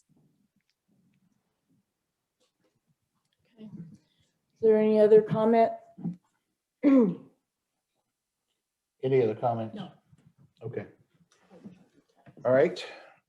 All right, we're running late on 11 Yes. o'clock. Thank you, sir, for coming in. Yeah, thanks for coming in, and we'll be looking at a workshop of some type with several people involved. Schedule. Not I looking- think it needs, the impetus needs to be on them. They didn't even come and they got on the agenda, so. Yeah. I'm Yeah, not, I was bothered they wasn't here. yeah, I'm not fooling with it. Okay, so Hey. let's move on. Lauren is with us. Let me start by saying that I asked Lauren to come because I met with her a few weeks ago and she was explaining to me the kinds of services that WVU Extension could offer us as commissioners. And I gave her a huge list of things that I don't understand and could use to be educated on. One of the things was when I was mentioning to her the study that the NRG RDA was going to do on our behalf for the comp plan and the comp plan itself, Lauren asked me if it was what kind of, you know, study it was. And I'm like, well, heck, I don't know, you know, are there different ones? So I just asked her to come in and kind of educate us because there are tons of things that we might need studied with all this development that we're trying to do. And so I wanted her to explain to us that the types of different tools that we have at our, you know, disposal and that sort of thing, and the things that they can facilitate for us. So that's a. So, yeah, the good news is I'm not asking for a thing. How's that for a start? For once. You get an A for that one. All right, so there's a lot of things that I could cover, a lot of different topics. And my thought was I would kind of use this as the, you know, an initial dive in. You all stop me, ask me questions as we go. And then if there's other things that you all would like me to cover, come back another time kind of thing. You know, we can look at that. I just wasn't exactly sure where to start. So this is my stab in the dark. I took the notes that Allison and I talked about and tried to cover quite a few things. But I have two parts to it. One is I just wanted to go over a little bit about the extension service. I find that a lot of times people don't really understand kind of where it comes from and what it does. They may know something like 4-H or, you know, Brian Sparks works with agriculture, but they don't know kind of the bigger picture stuff. And also when it comes to the county commission, how and why do you fund us? And what do you get for that? I think those are important questions to be able to answer. So I'm going to briefly cover that. Then I just went over community and economic development, kind of talking about what it is in essence, what are some of the basic pieces, thinking in mind through the lens of a county commission, you know, what are the kind of things that they need to know, and you know, some of the key elements when you're thinking about things. And I did cover, if you notice, Allison, at the very bottom on the last page, I put community economic development studies, and we can kind of show that. So really, it's going to come down to you all. If there's things that you want to know, things that I'm not covering, you know, things you want me to expand on, just holler at me. I'm grabbing a pen. Okay. So your extension service here in Fayette County, I have the mission. I'm not going to read it. You all can read it. You've got my contact information there at the top.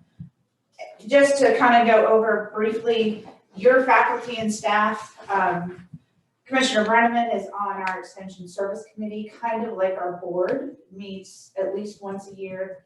And what they do is they help approve our employees. They go over our budgets and help that whole Extension Service Committee helps us approve what we then put forward to the County Commission and the Board of Education. So here in Fayette County, you have 5 employees. One else is the bottom, Cassandra Bandy is our secretary. She's a county paid employee. Other 4 come through West Virginia University. So I put my name at the top. Normally I'm a W, so I put my name at the bottom, but I thought, I'm gonna go first.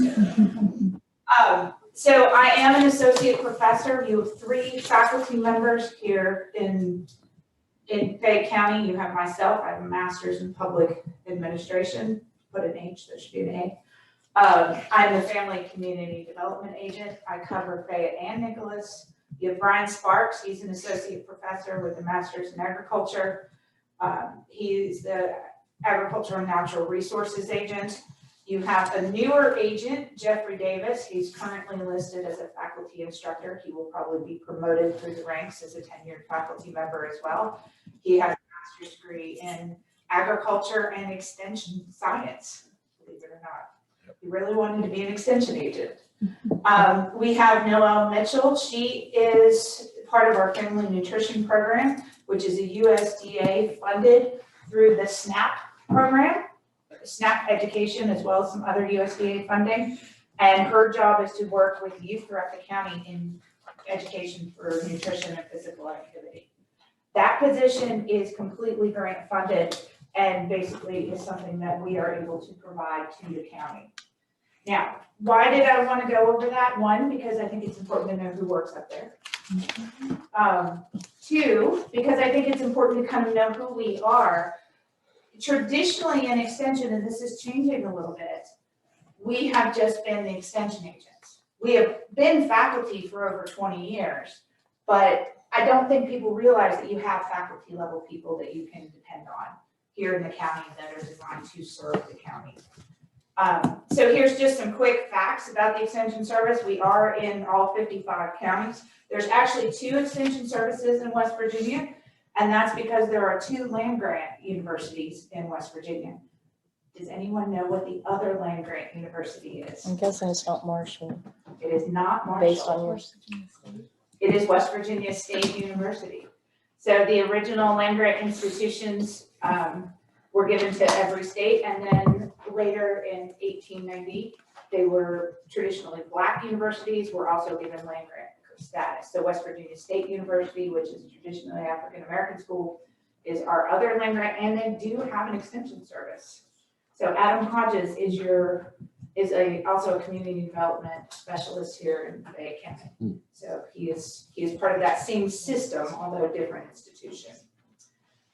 So West Virginia State Code establishes, I gave you the code number there in case anyone was interested, the partnership between WVU, county commissions, and Board of Education.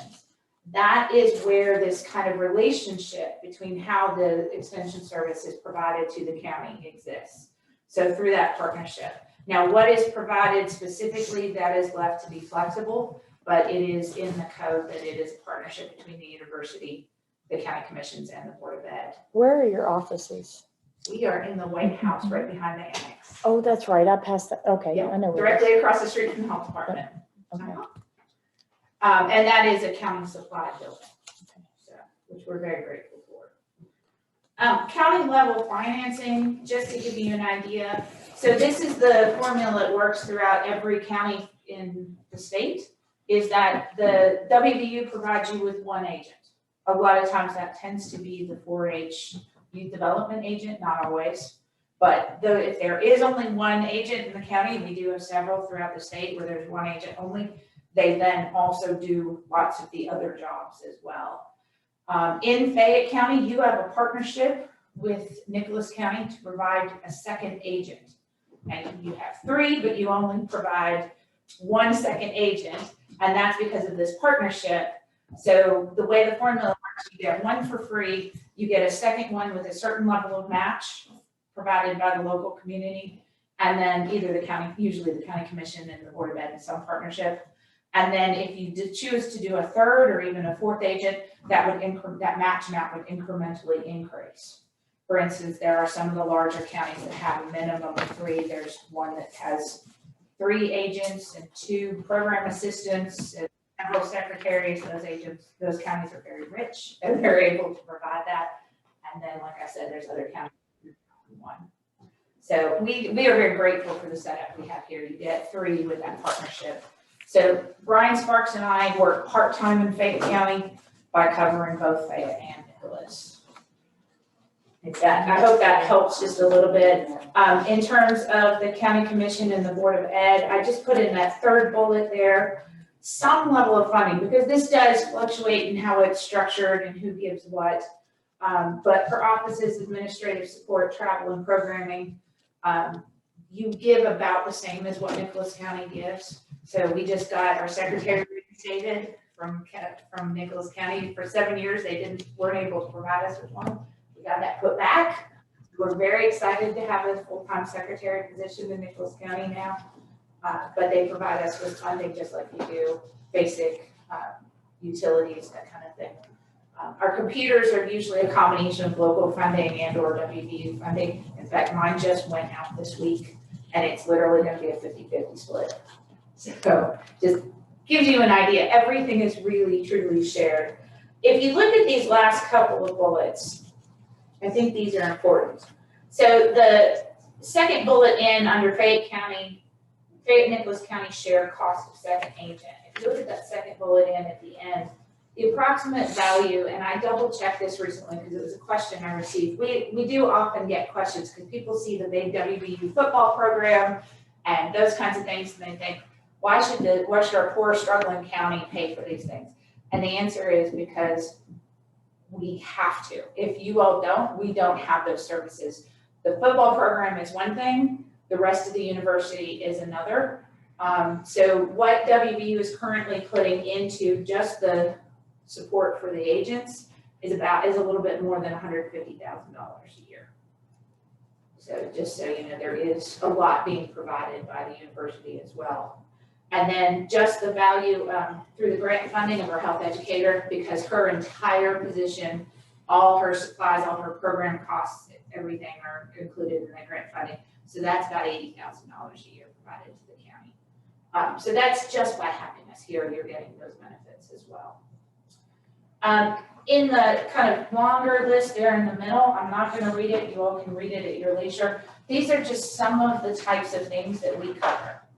So you have the ag and natural resources, you have family community development. We used to be kind of home ec, family consumer science topics. We've now moved into a much more modern approach, which includes community development. And then you have 4-H and youth development. And youth development is very much not just 4-H. That is a huge part of what JR does, but he also works on youth leadership and substance abuse prevention and things of that nature. So if you want to look up more information, I gave you the Facebook website pages as well. Are there any questions about any of that so far? Just comments. Sure. We just had a presentation by Katie Johnson today about the ICE Collaborative. I was just going to make sure that you guys are linked up with her with regard to all these youth substance abuse prevention and youth camping. And I work very closely with Katie. In fact, I was hoping to be here, but I had another meeting at 9 o'clock. In fact, we both were trying to be there for each other and couldn't. I do work very closely with the ICE Collaborative. I'm a member. And then JR Davis is also a member of the County Substance Abuse Prevention Task Force. And I'm guessing you also work with Melanie at Active Southern West Virginia on that. Melanie and I partner I figured. daily.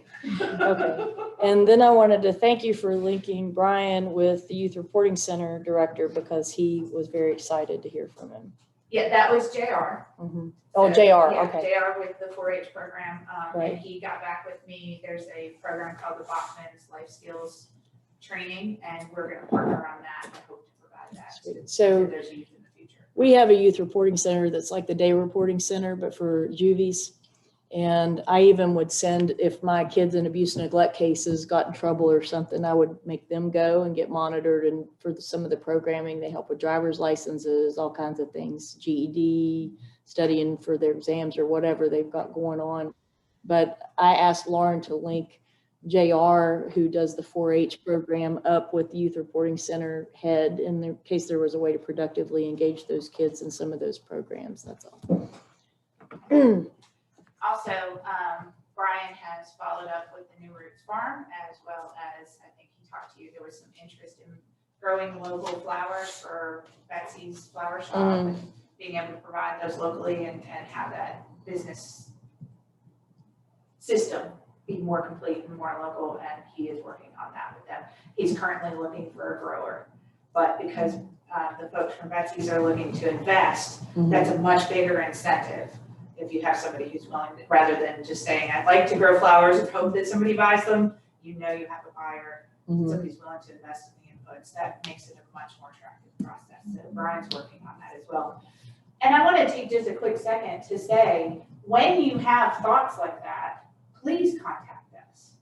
I know every year at our meeting, we talk about that, please contact us if you have ideas and things that you think that we could possibly help with. Or maybe we can't help, but we will help you find the resources or someone else who could help with a problem like that. We would be happy. We want to hear from you, is what I'm saying. We don't want to just come and ask you for budget money. We want this to be an interactive relationship. So, and that's where we're hoping that after some of these questions that were posed, that we can show that we can be responsive.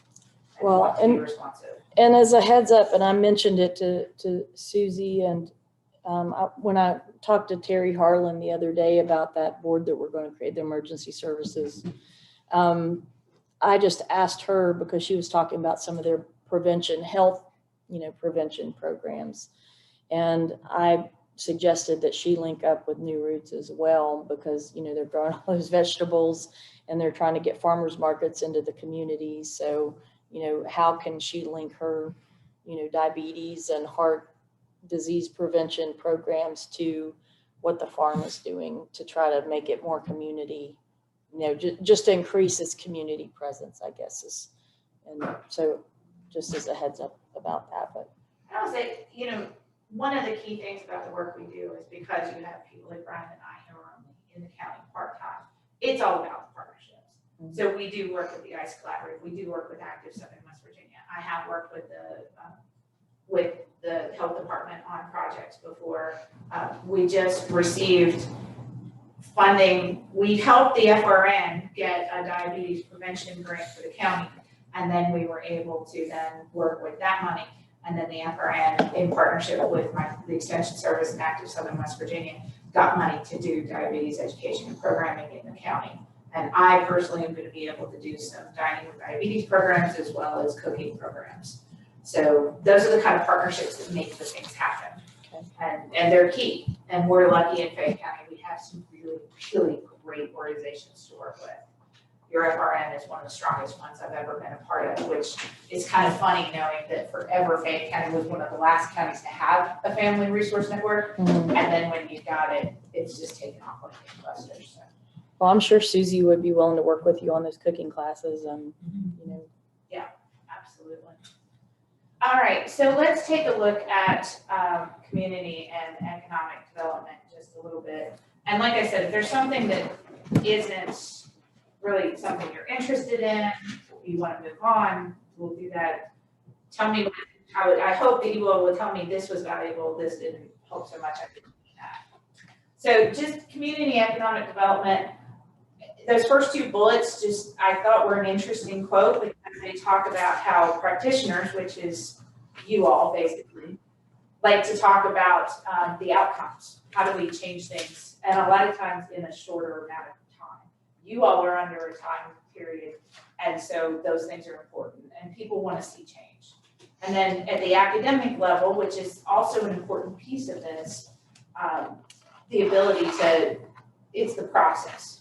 So the real bridge in community and economic development is how do you balance that outcome need with the process? And that's kind of what we're looking at, is finding that happy medium to not talking about things and planning them to death, but also not making decisions that are too short and too quick, and finding that happy medium.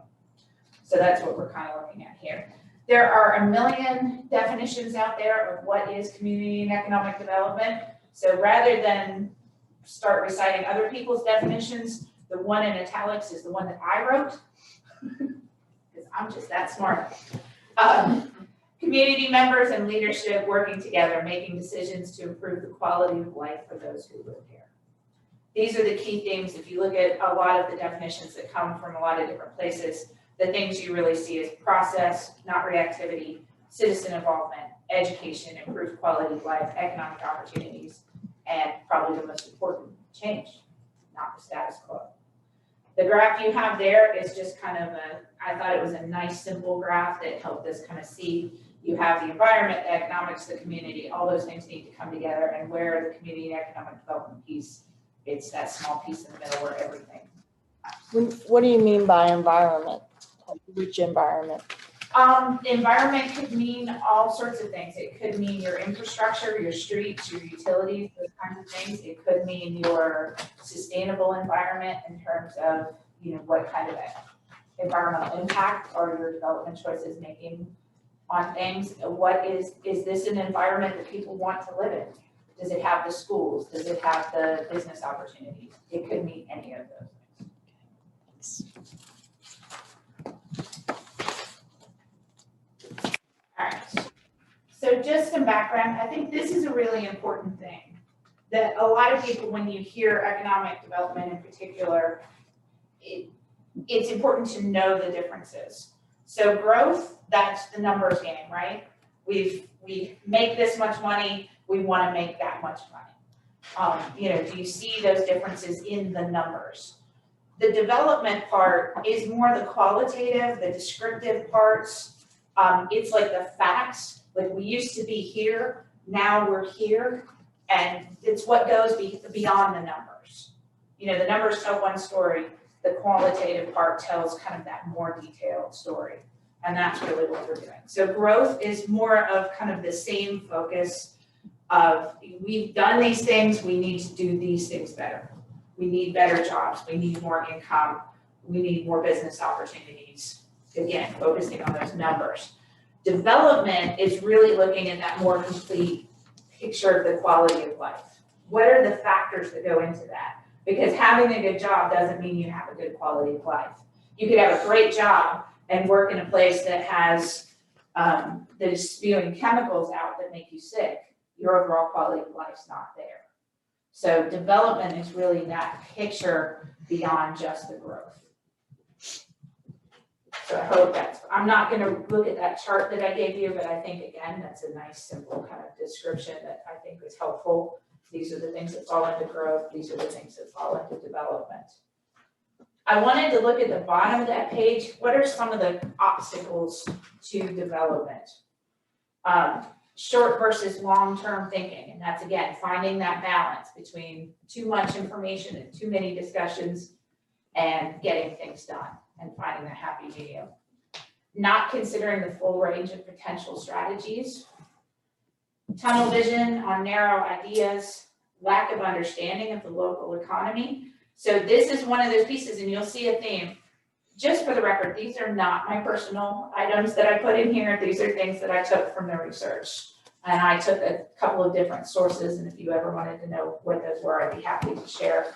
But these are things that people are commonly saying, and that can be obstacles to kind of looking at that quality of life picture, which is really what I'm focusing on here.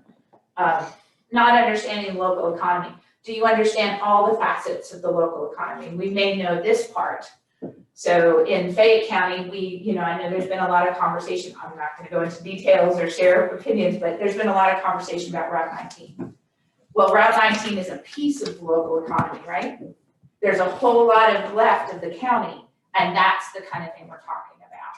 So we can talk about the economy and the impact it has from the Route 19 corridor, but we also, when we're talking about the whole economy of the county, how does that factor into the overall economy? How does that factor into the valley, into Meadowbridge area? How does the overall county grow?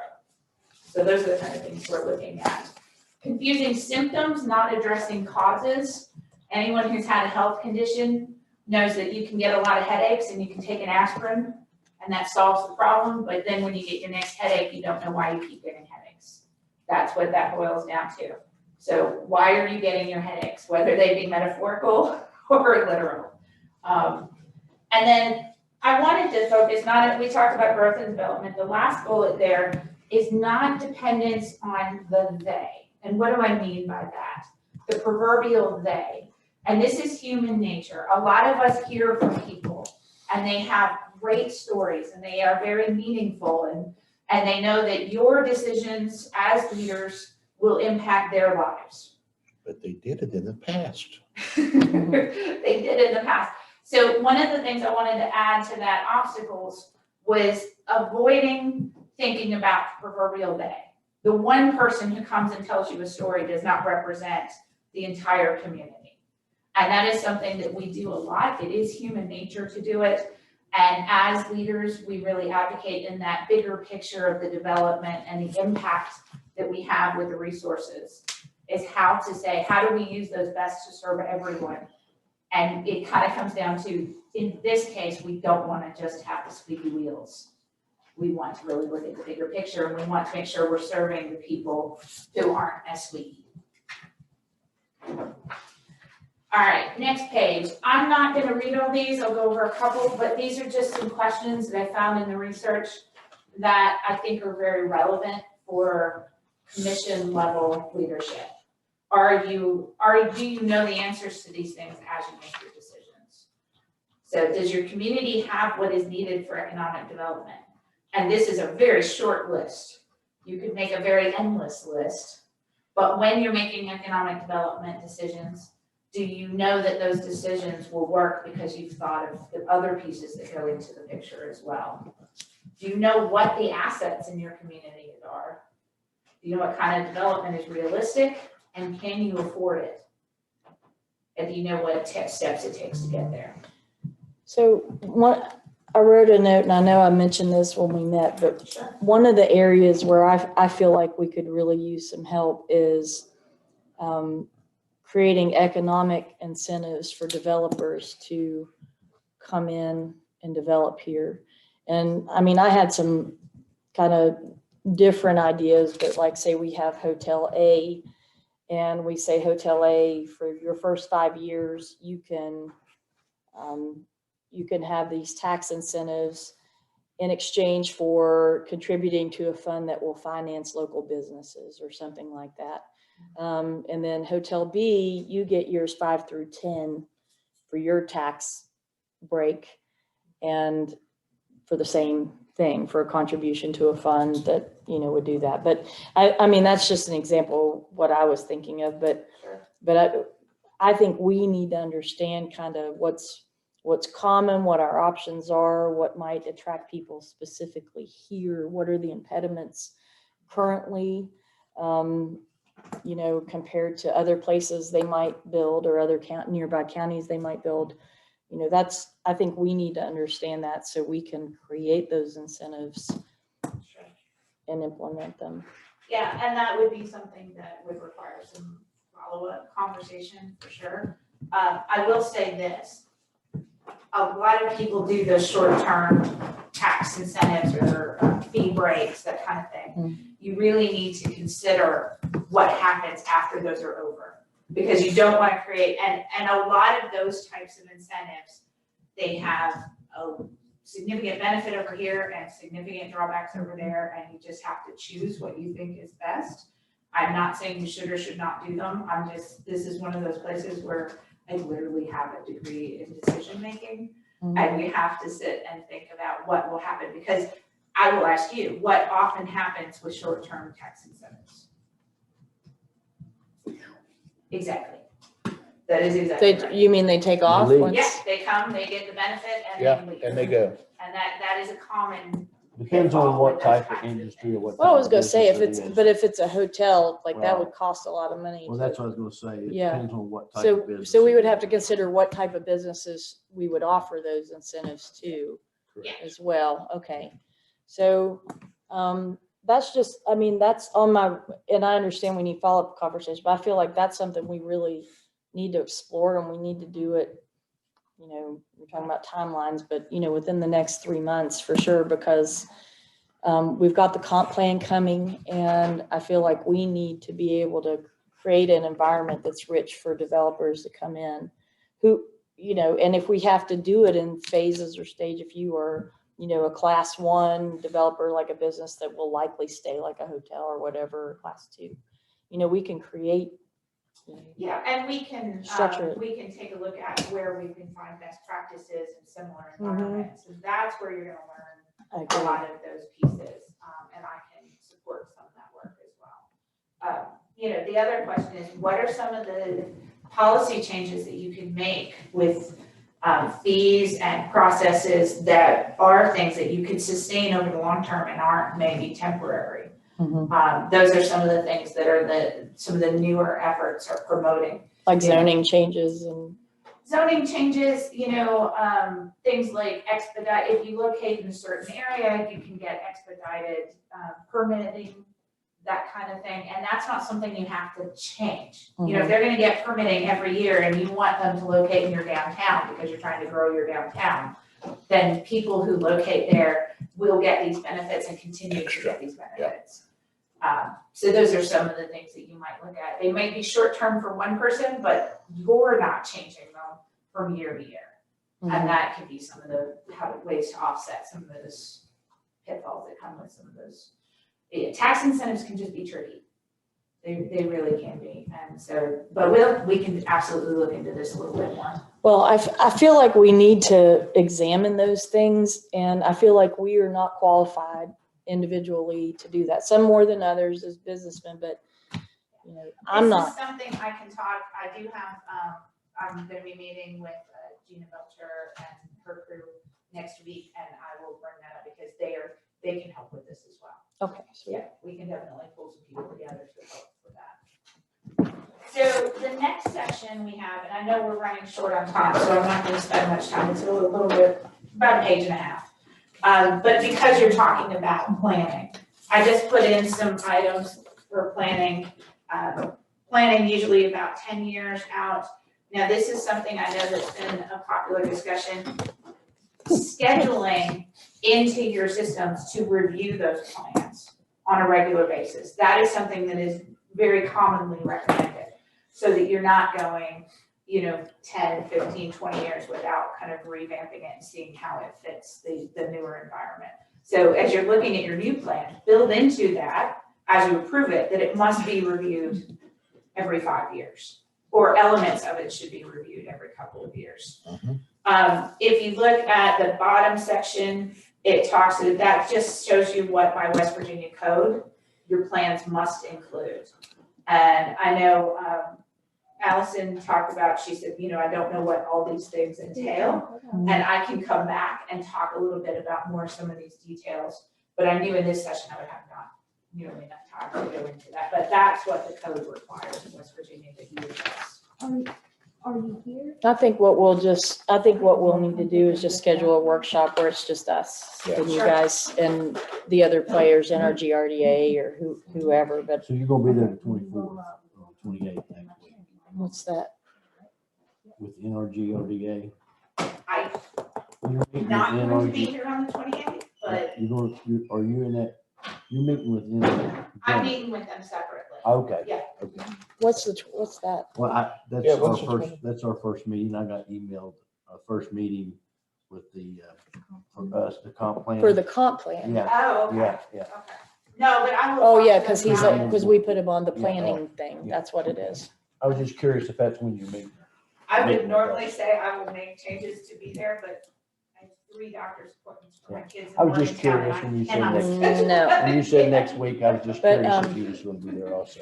No, I'm meeting with them on Monday, actually. Okay. And just to clarify, I wasn't just looking at tax incentive, just economic incentives in general, incentives in general to Mhm. Yeah, and entice there's a whole. and to gamut review any of obstacles things. we have that we might remove. Sure, and it really comes down to, we just need to look at those and kind of consider in detail what the impacts of those choices will be. Because a lot of them, unfortunately, a lot of economic incentives come with pitfalls. They just do, and then you just have to choose what you think will work the best. Well, and Have the removing, right kind of impacts. removing red tape is a great incentive because that's usually a big deterrent. It's either money or red tape, you know, Yeah. that. And I will say, a lot of times, just like there's the studies that say that employees don't necessarily get better job satisfaction from increased wages. There's levels of that to a point, but there is a point where after you make so much, money isn't the factor. And economic incentives have the same thing. Money isn't always the factor. It's things like what kind of permitting and what kind of processes do I have to go through constantly to do that. And we can look at that and start to look at what is necessary and then what are just good ideas that got put in there. Okay. And balance Sweet. those out. So if you look on the back, and I'm going to skip right to just the common studies. You guys can look at the other part and ask me if you have questions. An economic impact study. So that is, if we do this, what are the potential benefits and downsides to that economic investment or recruitment? A projected growth study, that's pretty much what it sounds like. You know, how much do you think that will gain and grow? An asset map. If you aren't familiar with this, I would like to go over these with you because this is very important. What are the things in your community that you can build off of? You know, we already know the national parks here. That's going to continue to be an economic driver in Fayette County. I don't think any of us question that. But what kind of growth will we get? Can we accomplish that growth? Managed growth is a really key term. I didn't put it in here, but I would ask that maybe you write it down. Because managed growth is not just we make more money. Managed growth is, can we handle it when we have more things happening? And that is something that community leaders need to be aware of. And it is difficult. Do we have housing? Do we have infrastructure? Do we have grocery stores? Do we have the capabilities in our schools? And it's tricky and it's hard. And I think it's very relevant for what we're facing. Stakeholder analysis, and that is basically a survey of different sorts. You can go about it in a lot of different ways, but finding out what your stakeholders believe are important. You know, so that's that going beyond the they. I heard this great story. This is asking the community.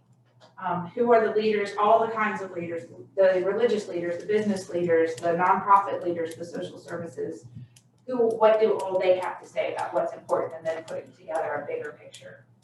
And finally, a community input survey. And that could be done again with open forums, with phone surveys, with internet surveys, and then combined. There's a lot of different ways to do that. Some of these things I can help with, some of these things I could help you find people who could do them.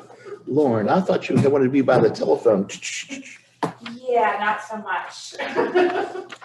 If I start doing that, then Nicholas County is gonna get mad at me too, and we can't have that. Yeah, well, I would like to thank you for coming in and Allison for bringing you in. Absolutely. A lot of great information.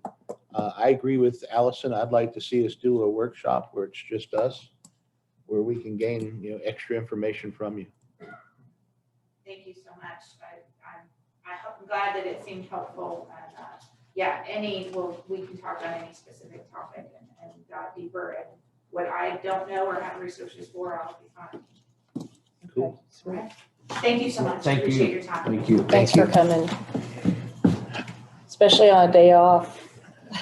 Yeah, I'm going to the Park Service here in a little while to see President He as well, so it's not today.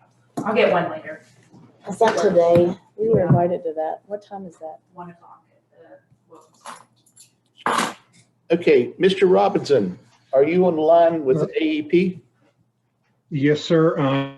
I am here. Good morning. Hopefully Good you morning, can see good me. afternoon, morning, whatever it is. It's right around that time. Coming up on, certainly coming up on noon. We appreciate you guys having us again. As you can see on the agenda, we're here again this morning or early afternoon to talk about another transmission project we hope to undertake beginning in late 2022. And just as we were before you last September on a similar project, we like to tell you what we have planned and what's coming up so that you're aware of our efforts there to improve and enhance service in Fayette County. I've got several people with me this morning that's going to be presenting. Yesterday, hopefully you've had a chance to see, I sent Ruth a copy of the slide deck that we will be going over. And hopefully we can present that on screen this morning. But it's a 15-mile project. Again, we hope to begin in late 2022. It will be replacing some old line and frankly, a line that we've had some reliability issues with. So with that, I'm going to introduce several people this morning. Sean Lopez, who's our project manager, will be talking about the overall scope of what we plan to do. I've got a couple engineers on the project with us, Chris Fornatero and Scott Woody. And when we talk about siting, Leah Jackson's going to present some information on that. Feel free to ask questions at any time. I know we've allotted 30 minutes. It may not take us that long, but certainly we will stay on as long as you have questions. So with that, I'm going to ask Sean Lopez, our project manager, to give an overview of the program. Sean?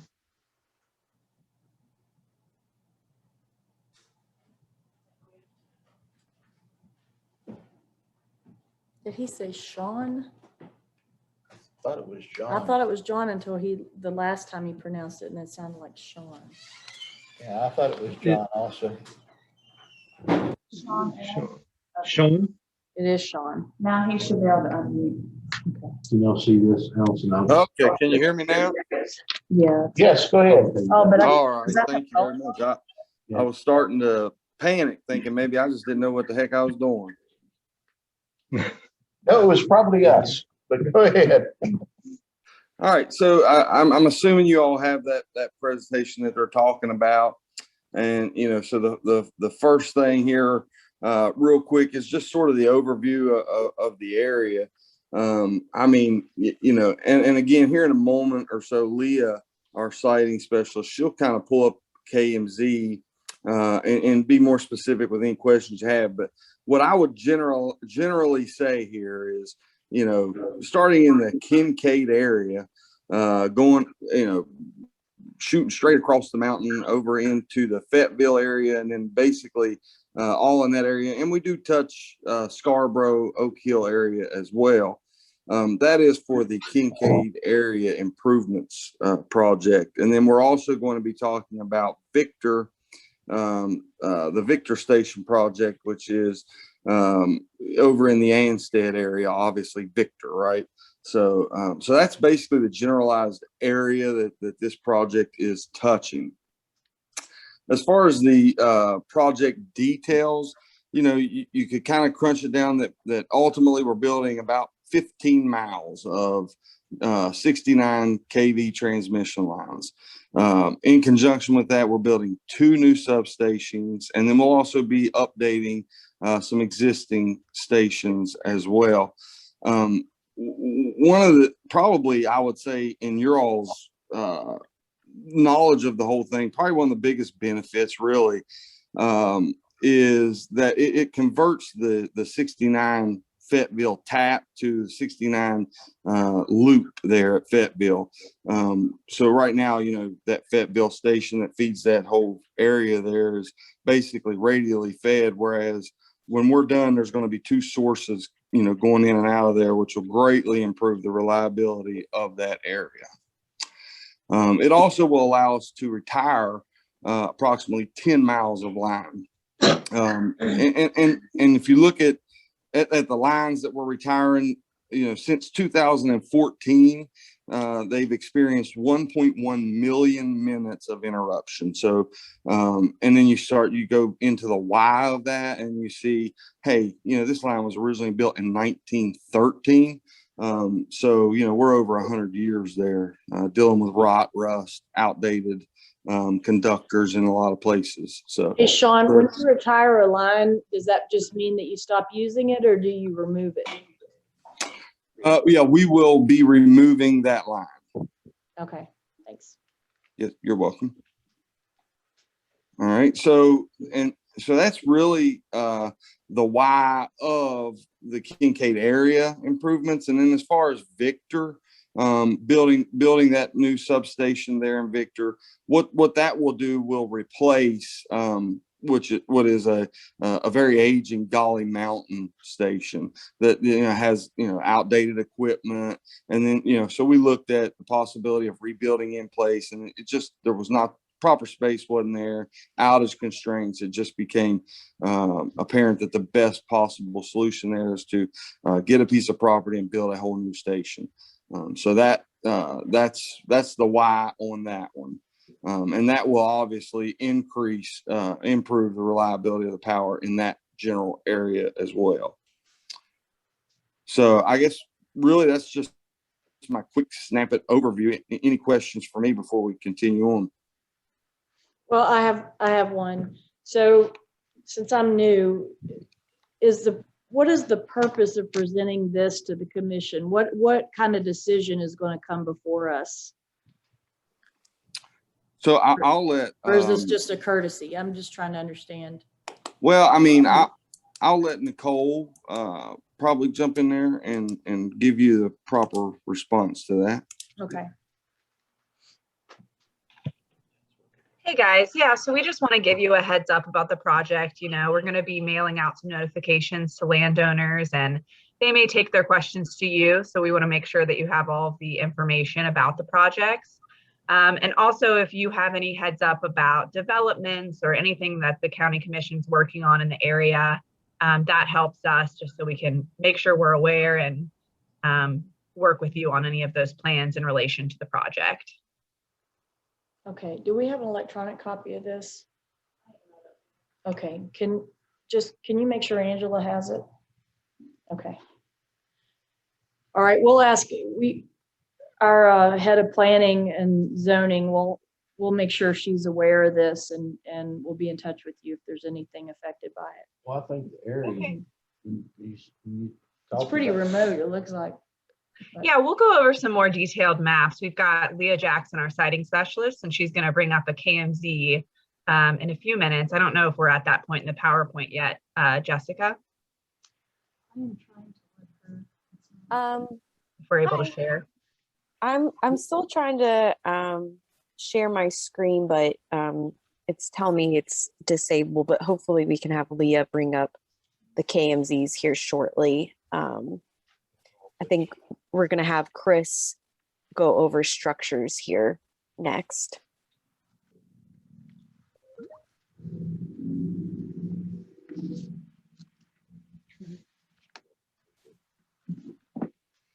And he's not able to unmute at this time. If you could give him permission, please.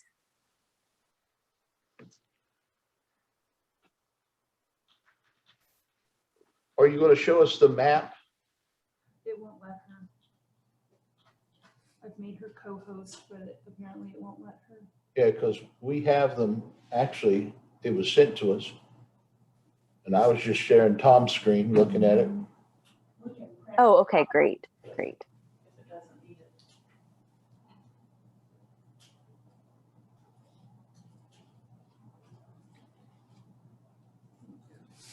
Hi, this is Chris Forntero. Can you all hear me now?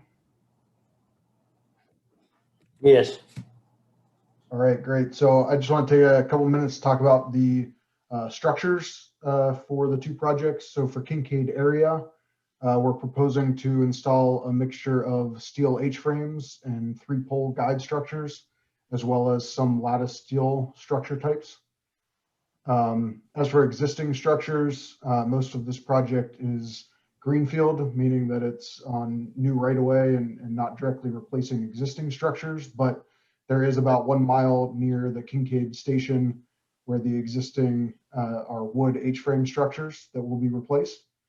And as Sean mentioned, there's about 10 miles of removal that are not really on kind of the map that is in the handout, but perhaps Leah can share that later. That'll be removed and is consisting of steel lattice towers and wood 2-pole structures. And then for the Victor Station project, we're proposing to install a mixture of steel single poles and 2-pole guide structures. And there are no existing structures for that project. Any questions there? Yeah. No.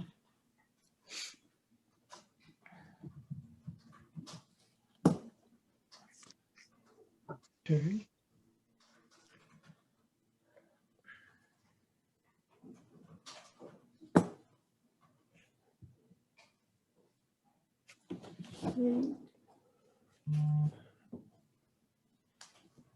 Okay, next we have Leah Jackson. She is going to review the siting maps. So if we could give Leah access to share her screen. And I'll stop sharing mine. I just gave her access.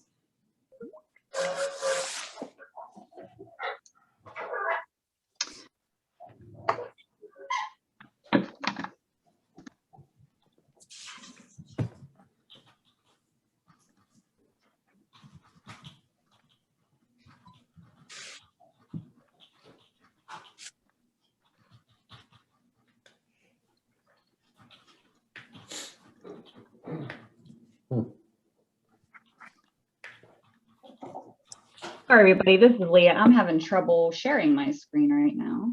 I thought it was on there. Yeah, I did too. It was on Did there. you see Google Earth? Yes. Yes. Okay, yeah. I have 3 screens, so it's telling me I'm sharing the wrong one. Give me 1 second. Let me try it again.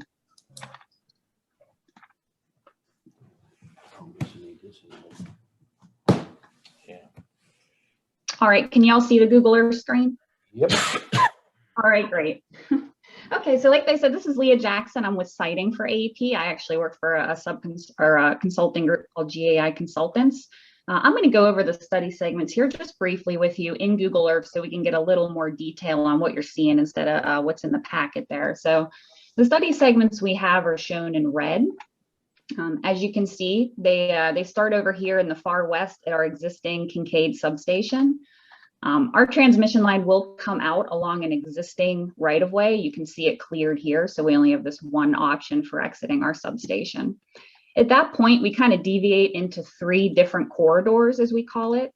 So we have a northern corridor, kind of a more central corridor, and then a southern corridor. A lot of these corridors have to do with different ways we can cross this mine. So we have options for kind of avoiding it entirely, going straight through it, and then one for skirting it on the southern end. And then we continue over here to the east. A lot of this land here is owned by a mine or a timber company or coal company, so it's fairly undeveloped as we approach Fayetteville and where we're proposing to put our Whitewater substation, which is right here, kind of right off 19. So it gets a little confusing in here, so I'll do my best to explain it. So these 3 routes coming in from the west are all one segment of our line. So all 3 of them come together at this point right here, and they enter our substation along one option right here along the edge of the forest. Now, exiting Whitewater substation, we're going to want to head up here to the north to our existing Fayetteville substation. And we have 2 options for exiting that substation. One, which comes out here and will parallel some of the study segments we are proposing for the other section of the line. So that's what this red line is here. And then another, which is a shorter option, which goes straight through this field and then crosses the roadway here. So once we get out of Whitewater substation, we start heading north. We have a bunch of different study segments, mainly because, you know, we have concerns with how to cross the roadway here, given that it's fairly developed. So we have these three options. These two southern ones are a little shorter for us, but they do cross in slightly more populated areas. And then we have a third option, which continues the ridge line and kind of goes all the way around the populated areas in case we have any issues getting through here. All three of these options come together right outside our Fayetteville substation, and then they all come into the substation along this existing right-of-way. Is there anything you'd like to see in more detail for this section of the project? No. No. No, we're fine with that. Okay. And then the other part of the project up here is what we're calling the Victor extension. So we have a proposed substation here in this field. And then we have several options for getting back to this transmission line right of way you can see here that we will be tapping. So starting over in the west, we have a bunch of different locations we can tap this line. That's what all these different red lines are for. So we'll pick the best one here, given, you know, engineering and then any input from the community. And then we have pretty much, again, kind of three corridors for getting over to Victor Station, you know, a northern, more of a central corridor, and then a southern corridor. Then we have some zigzag options here in case we need to cross over from a middle corridor up to the north or from the north down to the south. Again, this is fairly undeveloped. You know, we do keep in mind all the residences along the roadways and try to avoid them staying as far away from their houses as we can. As we head over here towards Victor Substation, we have three options for entering the substation. Our first one here skirts along the edge of this forest. Another one here comes in along an existing distribution line, which is in this area, crosses the main road and kind of comes in on the back side of the substation. Then a third option avoids this area entirely. It'll come across, it'll hit the higher points along this ridge and then come into the substation on the back side. Is there anything you'd like to see in more detail for that section? No. Nope, that's self-explanatory. Okay, great. So Nicole, I guess I'll turn it back over to you then. Yeah, actually, Jessica is going to share her screen again with that PowerPoint, and we're just going to go over some of the next steps. Okay. Can you all see? Oops. Sorry about that. Hang on 1 second. Okay. Okay, can you guys see that? Yep. Okay, great. So I'm just going to go over some key dates. This is Jessica Wright. I'm a project outreach specialist for these projects, along with Nicole Hodges. Real briefly, so we're going to announce a virtual open house. We're planning to do that later today if there aren't any concerns or anything. So what we will be doing is launching our virtual open house. This will allow our landowners in these areas to log on to websites for each project. It'll allow them to look at some more detailed maps. It'll house our press releases and project updates. They're also able to go through a slide deck that kind of breaks down each process of this project and explains the structures, and it'll allow them to send in any questions or comments that they may have. We'll also be sending out a packet of information to landowners. We'll send out a postcard that'll have a comment card they can send back to us, or a packet that have a comment card sent that they can send back to us, and some more information and detailed maps with their property.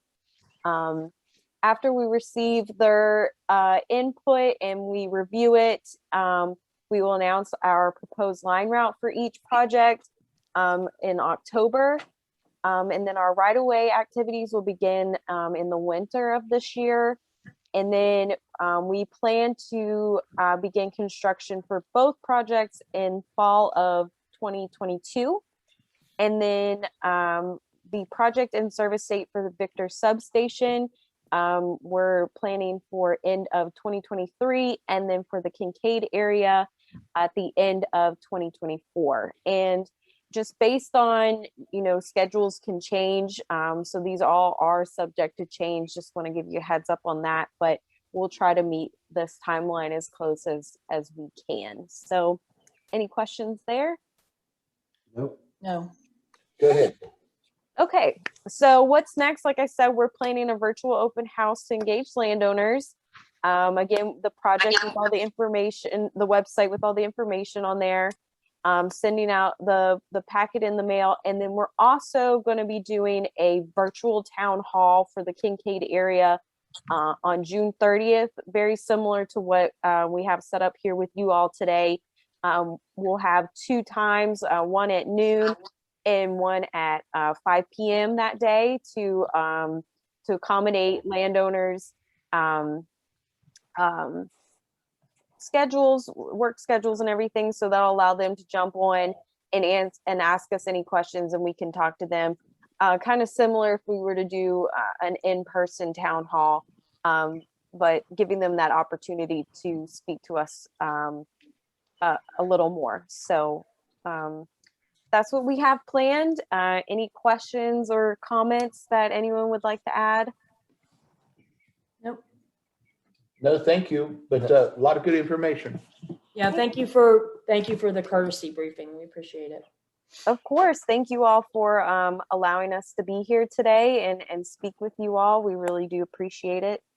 Ron, I'll pass it back to you if there's anything else you'd like to say before we jump off. Well, thank you. I'd just like to thank the commissioners again for your time and the opportunity to present this to you. Again, the effort here is to keep you informed of what we're going on, what's going on, and the investment that we're making to improve reliability in Fayette County. Thanks for having us. Thank you. Thank you very much. Thank you all. Okay, next on the agenda, we have anybody from Region 4?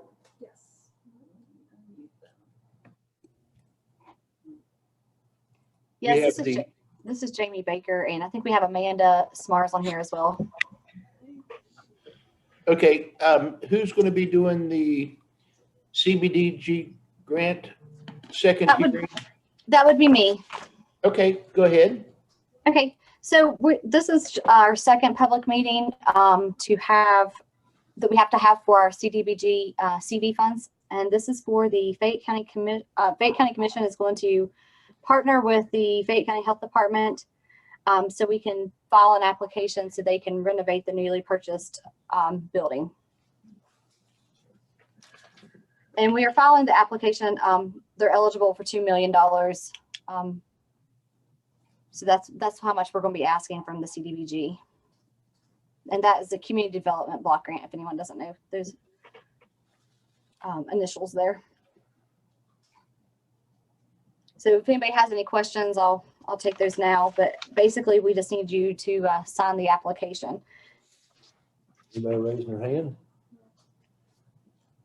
I guess we're good. Yeah. Do we have an app to sign? I move that we approve and sign the application for the CDBG Health Department grant. A second. Okay, we have a motion and a second to approve the CDBG grant for the health department. Any discussion? All those in favor? Aye. Now I get to sign my life away. Yes, sir. This one does have several signature places. I know you did that on purpose too.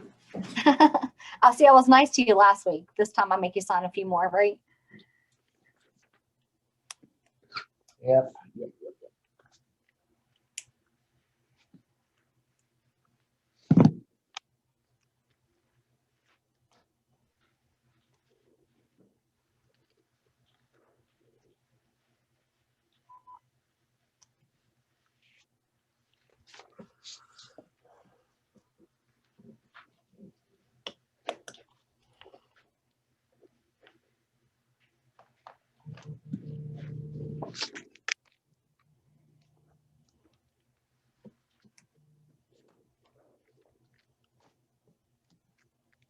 we go this way?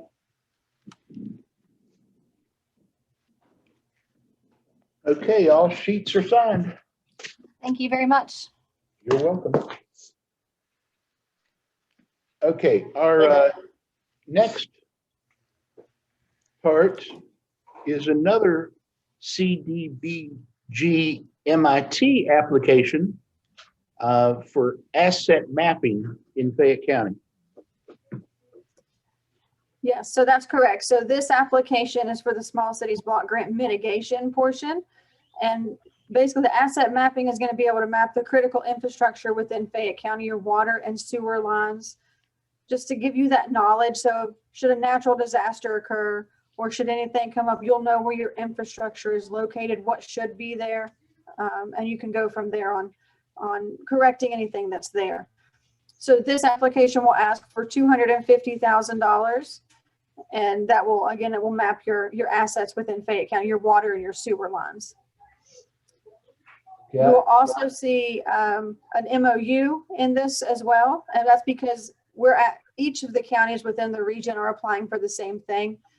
So there'll be an MOU as well. But All right, I have a couple of questions. One is on the timing of this, because I'm trying to discourage people from putting things, especially with an MOU, on the agenda without significant advance notice for our attorney, our prosecutor, to review it.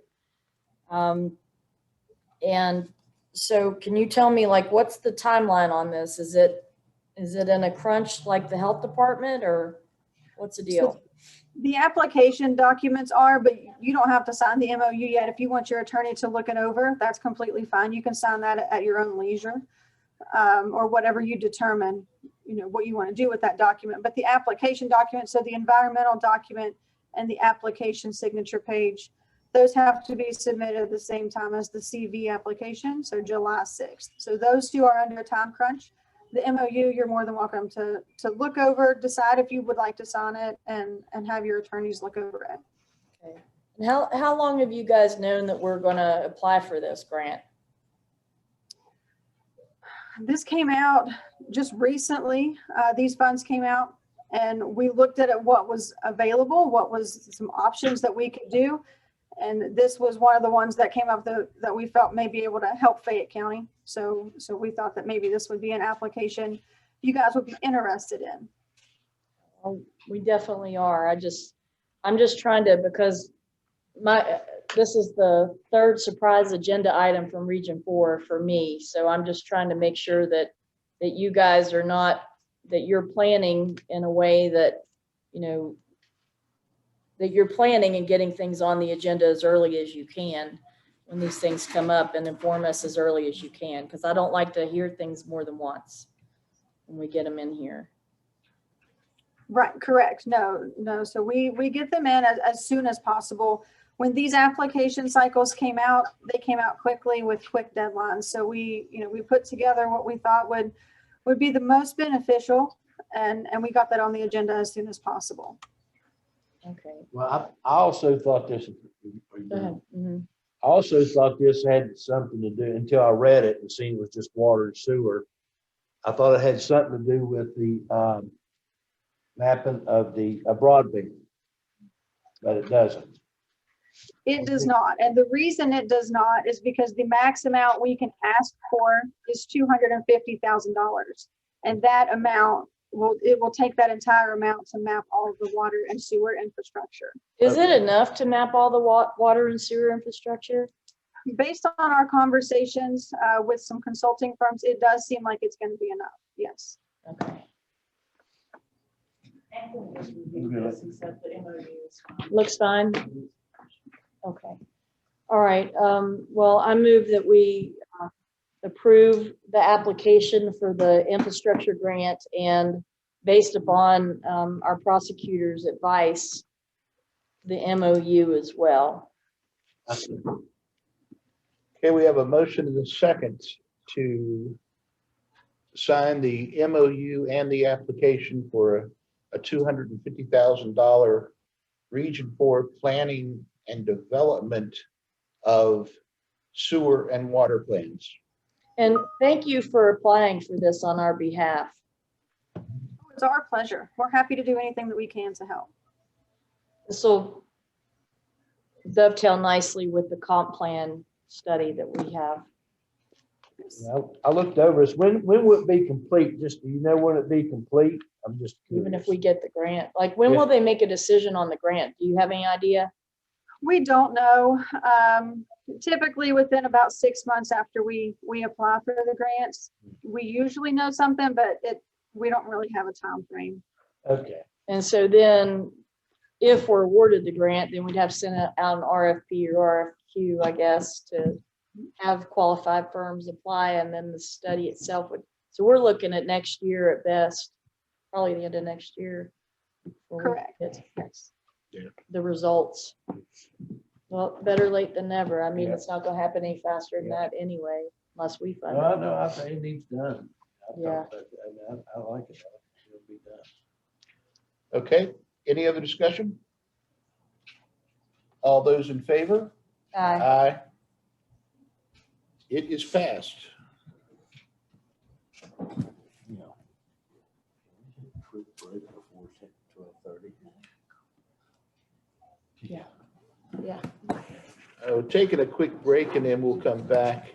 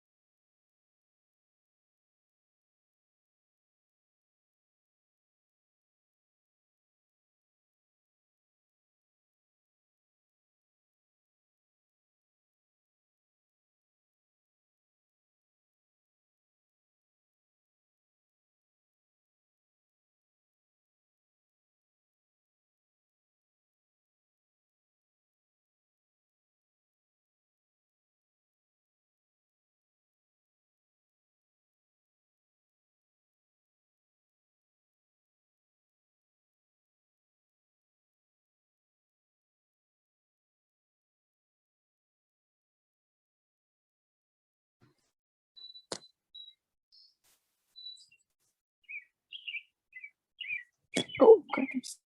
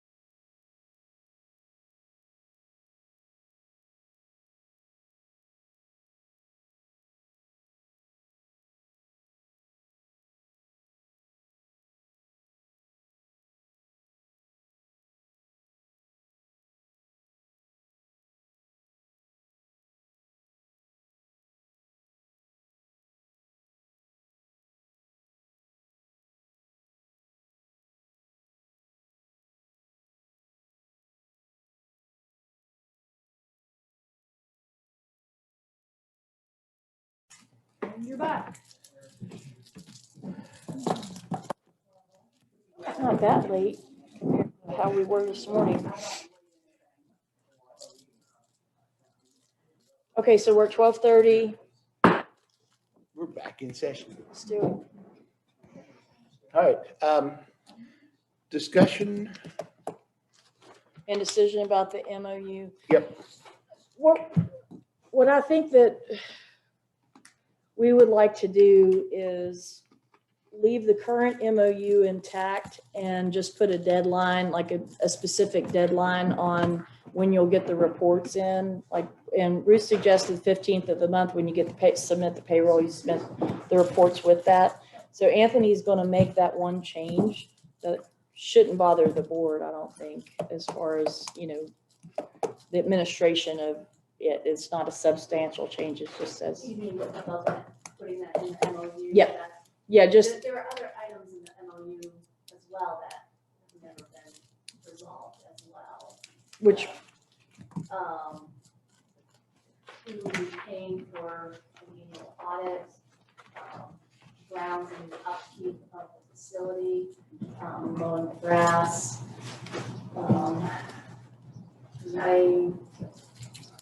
Well, if that's gonna be put in there, I think that figure should be put in on what it costs also. I'm sorry, what? If that's gonna be put in there, I think we should put the figure, some figures of that in the MOU also, if that's what you want. Well, that's what's always been, that's been part of the, you know, nothing has been specified as far as what the cost of that is, but it's just, you know,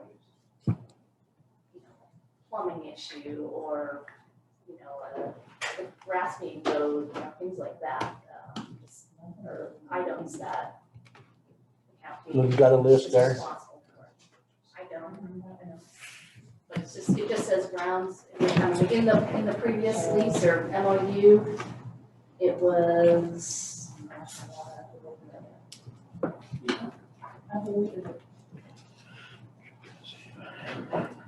I can't find, I'm not texting, I'm looking for my email on that. Yeah, that's what I'm looking for too. Well, I'm not looking.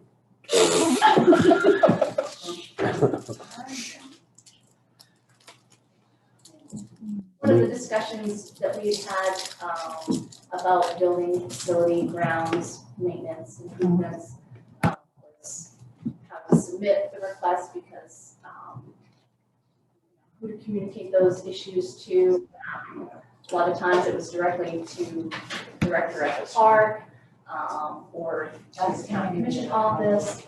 And a lot of times these requests or needs that need to be taken care of don't get addressed timely. There has been a leak in the roof of the garage for a long time. Sonny's aware of the leak, and that's one of the things that he said need to be addressed Okay. at some point. All right. So you don't have In what notice. way? What did he say? It needs a roof. That it needs to be fixed, and so like who pays for it or The what? county pays for it, it's a county building. Yeah, we paid for it. Okay, so how, do you want these types of things to be fielded through Wayne or through you, since No, sometimes I mean, you can maintenance send gets them to it? me. Yeah, maintenance can get quotes, it's probably will be an issue of funds, given the cost of the stuff that's come up, so. I mean, really. Well, but we've discussed that too, and when we say, oh, it's just a small item, and then all of a sudden it turns into a large item, I would rather take care of these things as they come up, so it's not. And we're talking about other building repairs here. Yeah, it's just So- not you specifically. Yeah, so, okay, so the process then is to submit to the county administrator, and because everybody involved reports to her, so that way she can farm it out to whomever needs to address it. And if it needs to get on the agenda, she's in a position to get it on the agenda for us to vote on and fund or whatever. As far as the audit, I think the county should pay for the audit, but we can request what audit we want. you said who pays for the audit? I think the county should. We should pay for the audit. Yeah, I think the agree. county should pay for the audit. But That's what it is in the current agreement. Yeah, well, you asked Yeah. questions. Yeah. But that was, when this was all redone few years ago, the mention of the audit and pay that wasn't pulled from the old or the current, whatever, MOU lease. Yeah, I The seen, new yeah, draft. I think I remember that. There was a lot of stuff left out of that. Yeah, There it was. There's a few things, and I had made notes of those things, but that was clarification about that. Because the old lease funding agreement, whatnot, they were doing audit, but there was an addendum to it that specified as proof in the county. They had the process where we would put it out for bid and take whatever the lowest was, but that's if you all want to go put it out for bid or the process of that, that's, we're not object to that, but. I think we might try to find a different person to take care of it this time. I think we might too. Yeah, Ruth is saying. Yeah.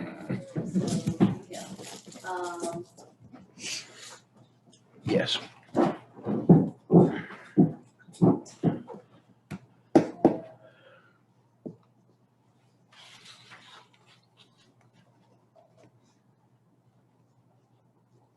Okay, so the county pays for the audit, upkeep items, email to Ruth. What was the other one?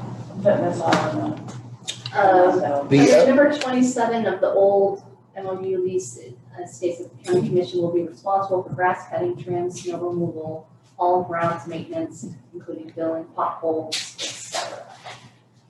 So that was one thing that was left out of the new draft that was put together a couple of years ago. There was something that for court cases, animals being seized by law enforcement, the reimbursement of vetting that's required for these criminal cases. And I've talked to Anthony about this as well. A lot of times these animals require veterinary care. Special examinations that a document signed by a veterinarian can be used in Like rabies or like rabies. No, like a cruelty. Oh, in a cruelty case. Yeah. Are we doing autopsies? There is no way that I can prove animal cruelty with a deceased dog or cat or what have you, if I don't have a veterinarian come in some instances, I'm not saying all instances, but in some instances, we're gonna have a veterinarian. Are our vets qualified to do that? I know UVA has a group that does animal autopsies. I don't know how I know that, but I do. Hospital, there have been a couple of instances recently that we've had who needed that an autopsy completed. The veterinary does not feel like they would have this be able to do that. So we have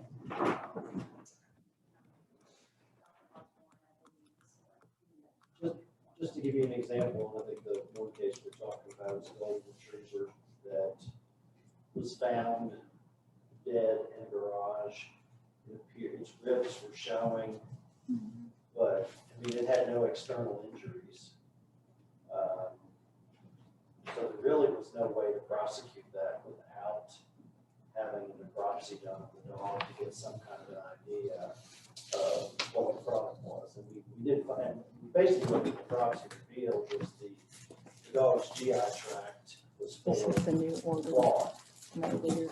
And that, if I remember correctly, specified that the dog had either been starved, eaten cloth as a substitute for food, or the cloth had blocked the dog's GI tract, preventing it from eating and processing food the way it should. But in that situation, with no external injuries and with nobody talking about how that dog ended up the way it was. This is the revised order from earlier. Oh, earlier. So currently, the Humane Society pays for all of those, pays for all of that. And, you know, Anthony and I have had discussions about how to, keep us out of that part of things, or so that we don't have to, pay for those. Is there a conflict of interest? A conflict of interest, Or who's the complainant? And, well, the state is the complainant. correct. Okay. Are you asking if there's a conflict because the Humane Society foots the bill for the vet? Yes. I don't see that as a conflict. Okay. I mean, the Humane Society doesn't have a vested interest in the outcome. Technically. Technically, I don't think they do. Well, this is one thing that we discussed a couple of years ago, because on the average, they lose quite a few dollars because they're not being compensated for what's going on. Well, something that we're trying to implement changes.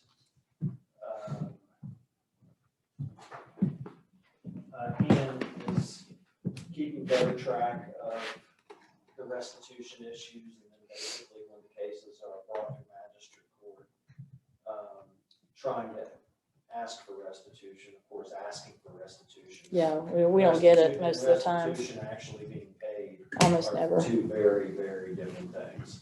Yes. I mean, sadly, I'd say probably better than half the people that go through magistrate court don't pay their fines and court costs, let alone restitution.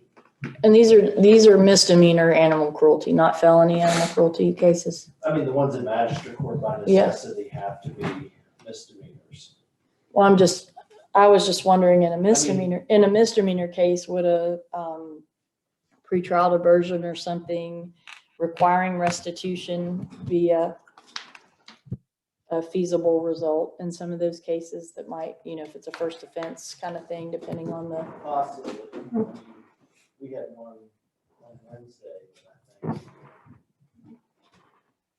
It's not how it was resolved. Yeah, I mean, I was just throwing that out there, because what that means is you give somebody a certain amount of time to do certain things, like whether it's attend training, like when it involves people like anger management or something like that. And then you also make them repay the restitution, pay their court costs in that amount of time. Then if they do everything they're supposed to and stay out of trouble, then the prosecutor will move to dismiss the charges at the end of that time period, in cases where that is a good result. And it isn't always, but it's an option, a tool that they have to use, and that could help us collect money. I But also think those are going to be few and far between, yeah. The one we had on Wednesday was basically a conditions. It was essentially a conditions case. Mm. The animals didn't seem to be maltreated, malnourished. It was just, these people had a rather peculiar idea about cleanliness. So in cases like that, though, it is an option, and possibly. Because then you have them, magistrate court has up to a year to monitor a situation and see if it's improved. And sometimes, when we want one party to leave another party alone, we'll put a year on that just to make sure everybody behaves for a year and things calm down if there's a battery or something. In that particular case, they surrendered. They did.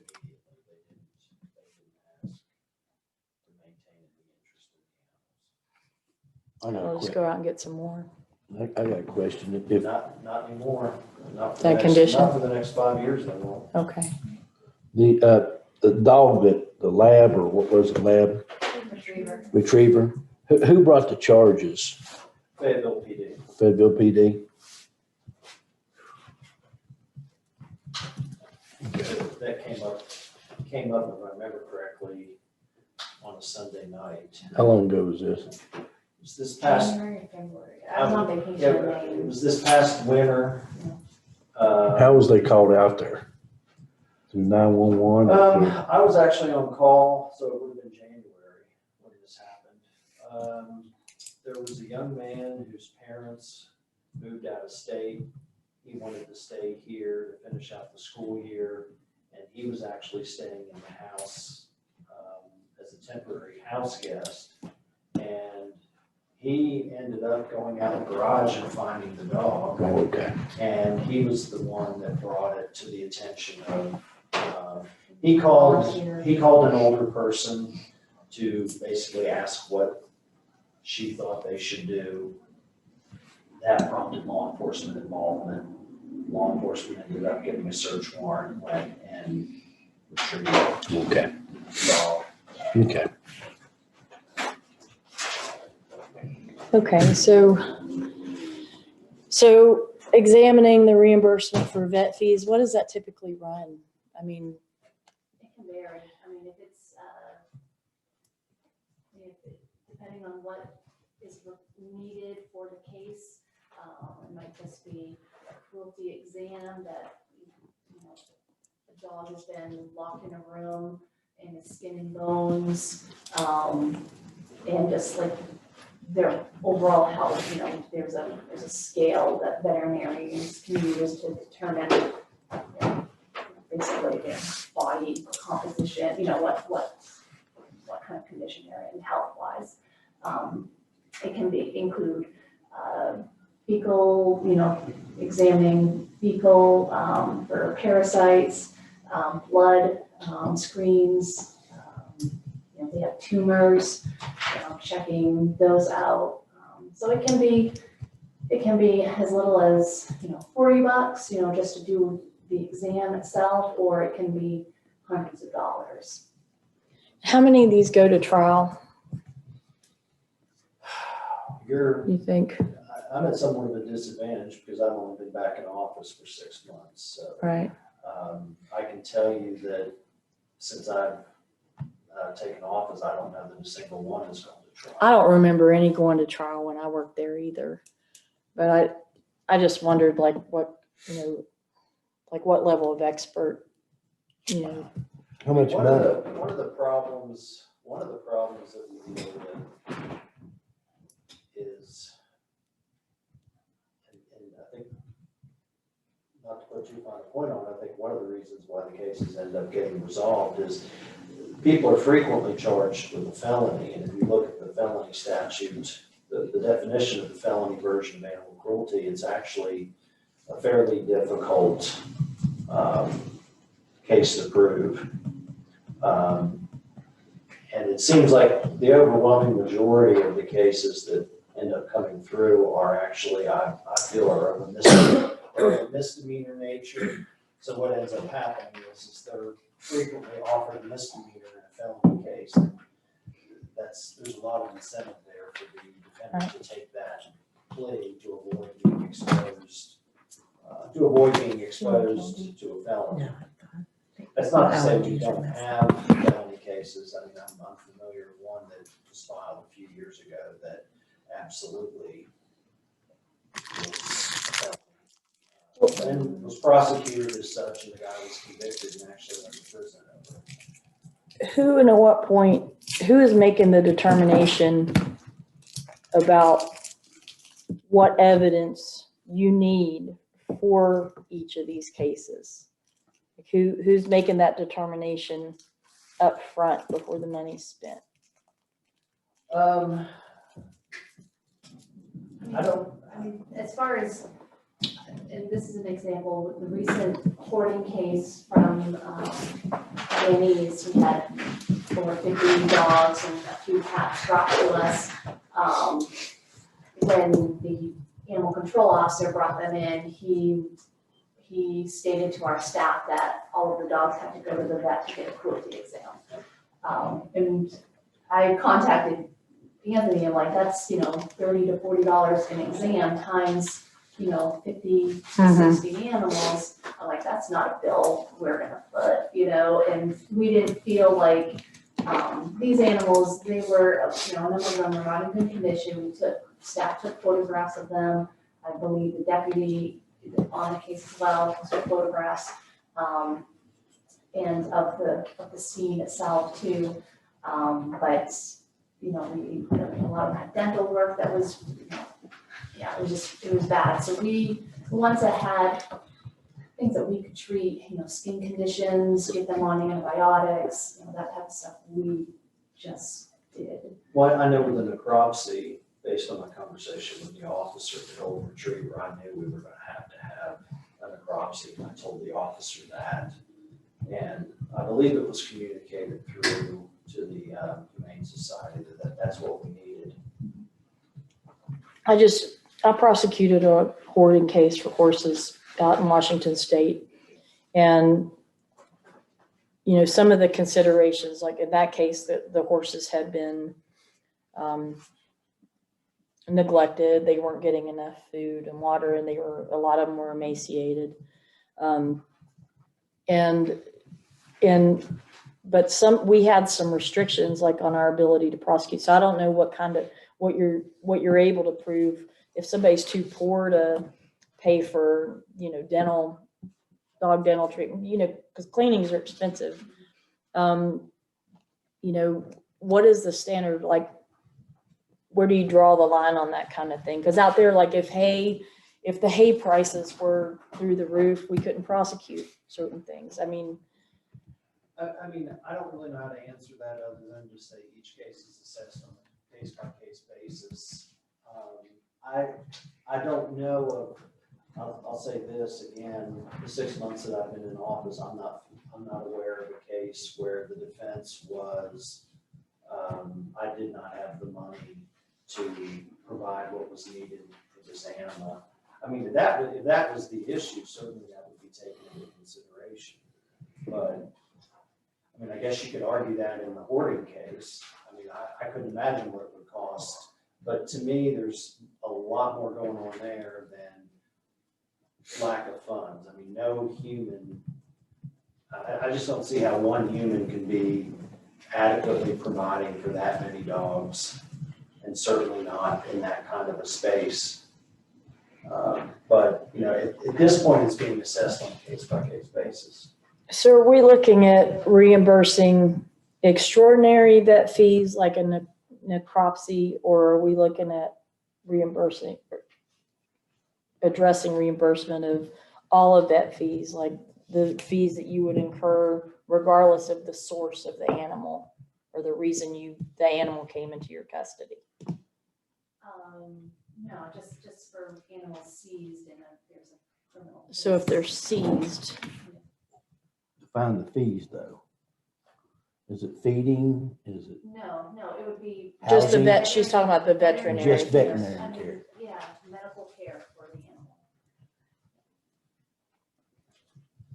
And that's just something that's not covered in the MOU that distinguishes that type of.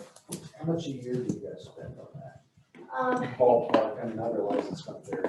It can vary. I mean, we have different accounts at our local veterinary offices. So we have an account at each vet for cruelty cases. So as long as they bill it to the right account, you know, I can get what last year's figures were, but you know, it depends. You know, it can be $1,000 to $5,000.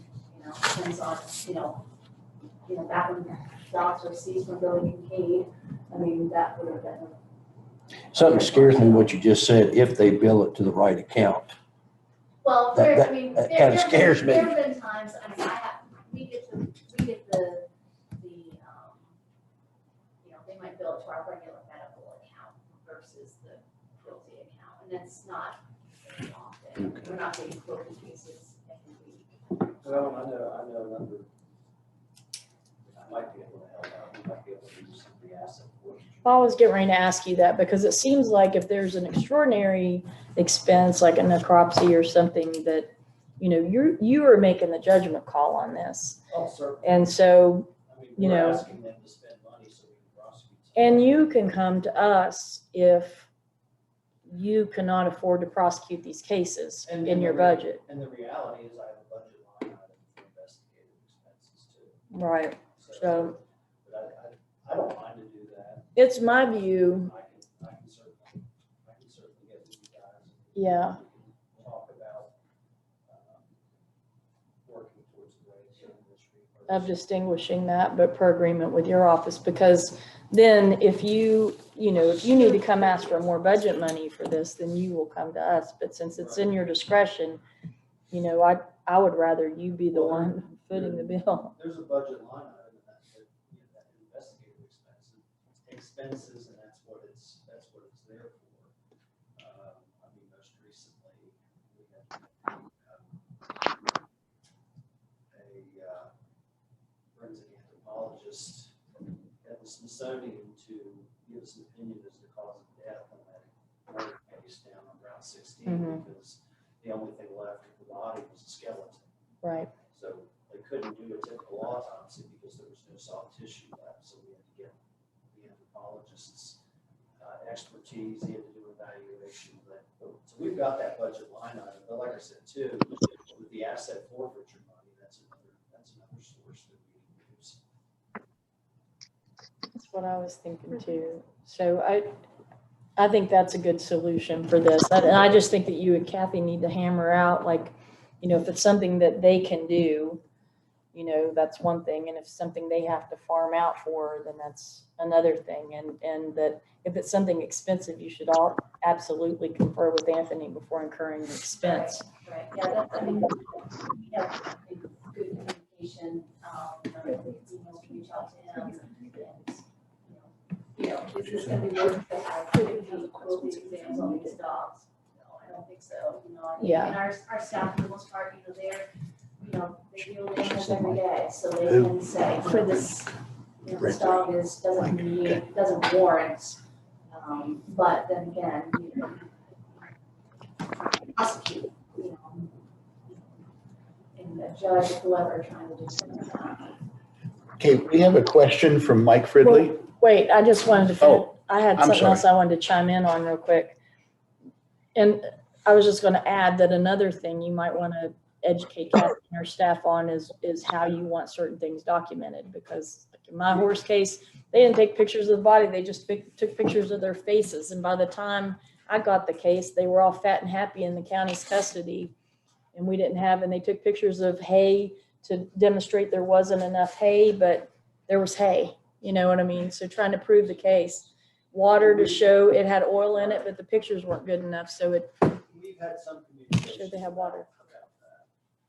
Okay. All right. Okay. Sorry. There's times like we don't know what necessarily, the law enforcement that was involved, what they have taken for photographs or things of that sort. Well, we have to take pictures or we need to take pictures to put into our database to line up with each animal. Well, and even document who witnessed what, that sort of thing, like who was there when the animals came in and, Well, in that case, in case he has to try it. Roger King did the investigation. I thought he did a good job. He took depressing, but otherwise very appropriate pictures. Well, and is that something that Russell, I mean, I know Mike's going to chime in, but should Russell be trained to do that and, to take that? But anyway. We had out in Washington State, we had deputies that were like trained in horses, who owned horses and farms and who did that stuff. Russell doesn't go out on a call by himself. He's usually with law enforcement. So we have deputies that are with him. And Kathy, has the prosecutor's office in the past given Humane Society asset forfeiture money to help with you?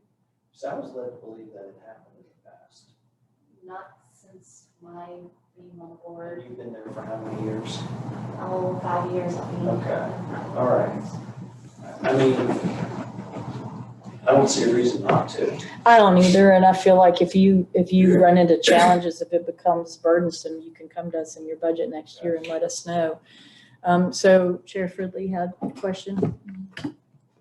Am I muted? Yes. Okay, thank you. Real quick, one, answer your question, Commissioner Taylor. Richie Gibson, he has been sent to classes. He is the officer, deputy that's assigned for major cases for animal abuse, animal cruelty. But sometimes how our county 660 square miles, some other deputy has to work it, and we are looking into training again for other deputies. Second part of that is and y'all kind of answered it, and I could barely hear Anthony, but there's other cases that, it's just like the jail bill. We pay the jail bill for everybody in the county if they go through master court. Same difference. There's a lot of agencies, especially Oak Hill with Ty Hogan. She does a great job over there with hers, and they file charges. I mean, do you think the county or the county more or less have to pay for their bills when they prosecute through the county through master court or through circuit court or whatever? And I just want to make sure that was brought up. It's not just deputy sheriff's cases that the prosecutor deals with. It's Fayetteville, it's whoever. So I just want to bring that up also. And out of all the cities in the county, Oak Hill is the only one that ever donates or gives money to the county commission to help cover Russell's salary. I think they gave us $1,000 last month. I turned that into Ruth. Other than that, no other city within the county gives any money to the county commission for that purposes. I heard that town tax budget's $200. We went before them a couple of years ago to try to solicit funds from them, and they said that they already get $200 from the sheriff's department. And they can give us. Well, I'm gonna tell you something, Kathy. I'm not even, when you mentioned that just now, Fayetteville has $1.5 million in B&O tax. Tax is zero. Oh, I So know. I would be running to Fayetteville. I'd be running to Fayetteville and saying, give me that part of that 1.5 million. I don't mean to bring that up, but when you talk about a very, very Ability, impacts to the funds. I mean,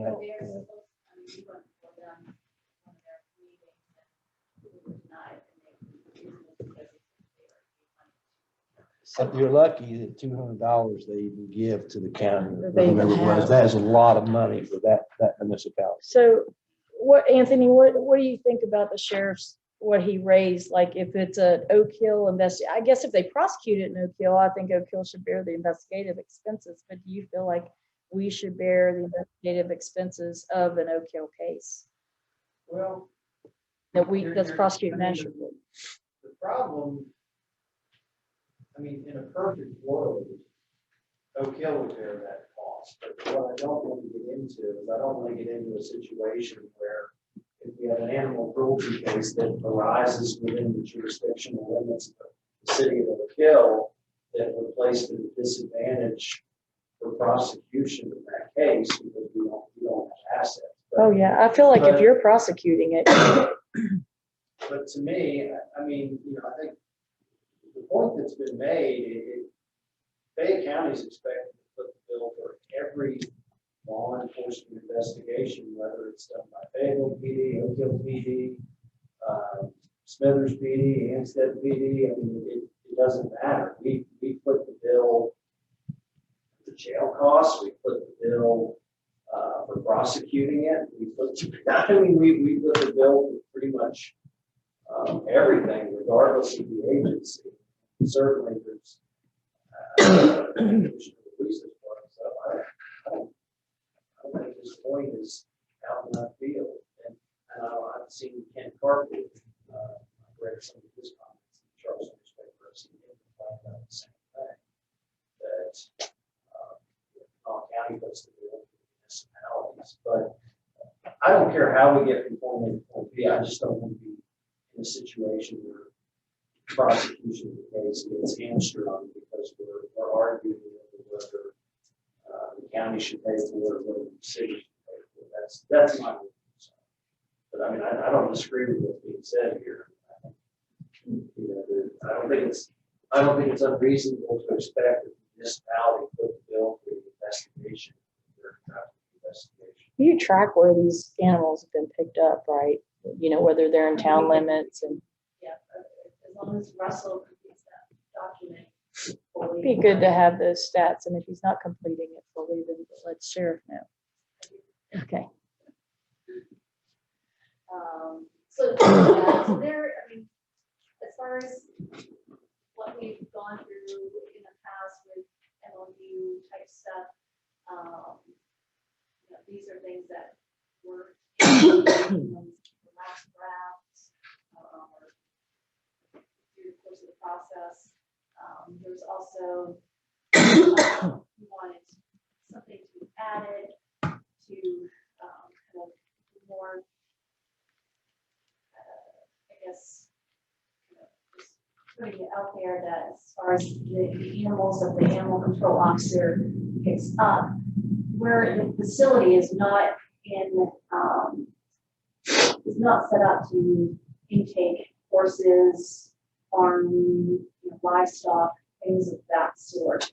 And we have been brought horses, and donkeys, and goats, and pigs, and things like that before.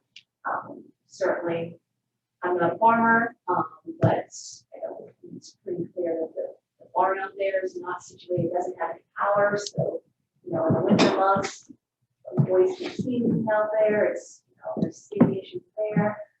Just this fence, it's a very tiny space. There's we call it a fence, but that type of stuff. So we were asking that those types of cases that we not, those animals not be brought to the animal control center, that the county would find an adequate place for those. We partner with a farmer that might have property.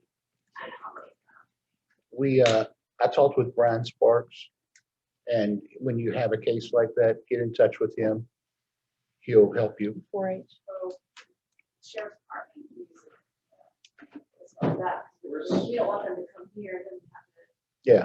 As long as Russell and sheriff, whoever is understanding, that's where those cases need to go. Well, I mean, you are a humane society, right? I mean, can you not help oversee some of that and make sure, even if they're finding a place? Our staff members, Tom, are not, horsemen, horse people or, farmers. I don't They think. take care of dogs and cats Oh, primarily. okay. So I don't think, it's not a matter of being humane or not. It's, of course, we care for all animals, but we don't have the people or the facility to be able to do that. I know with that, Tom, with that horse, my famous, and it's famous. I was on the front page of the paper for this horse case.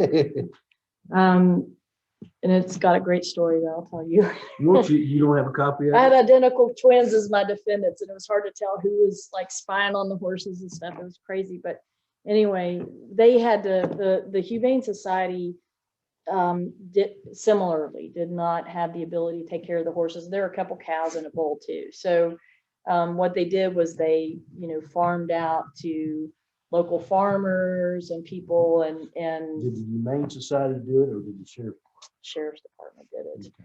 And then but the bad news is the county bore the expense of the upkeep and the care. So if we have 4-H volunteering to help, that's awesome.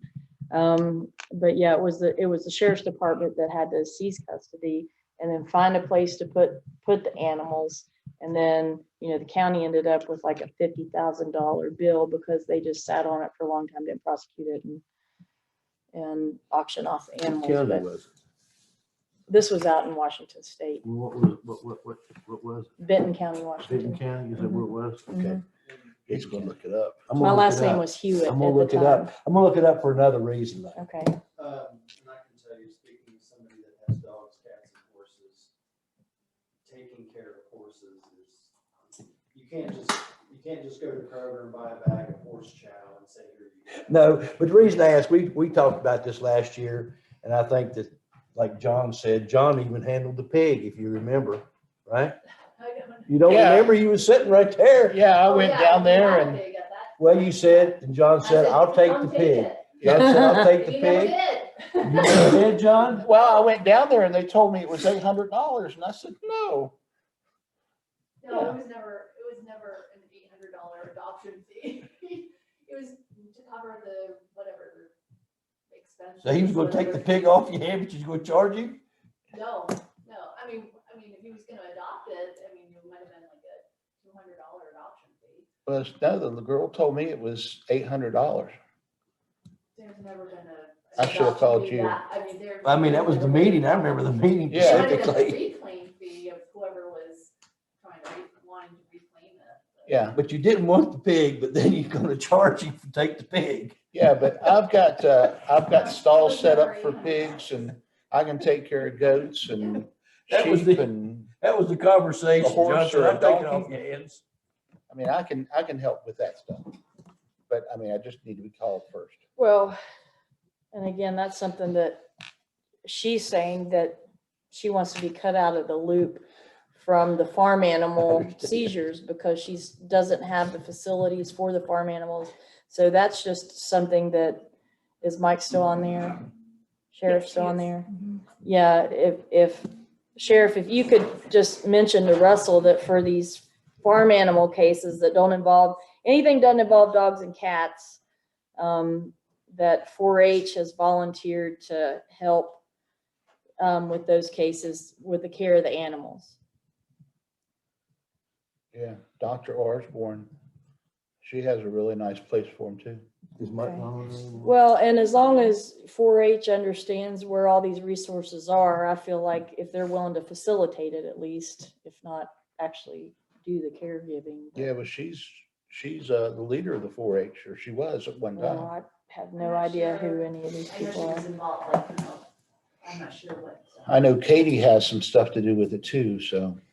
Okay, so it sounds like we covered the reimbursement and we're gonna farm it, no farm animals. Okay.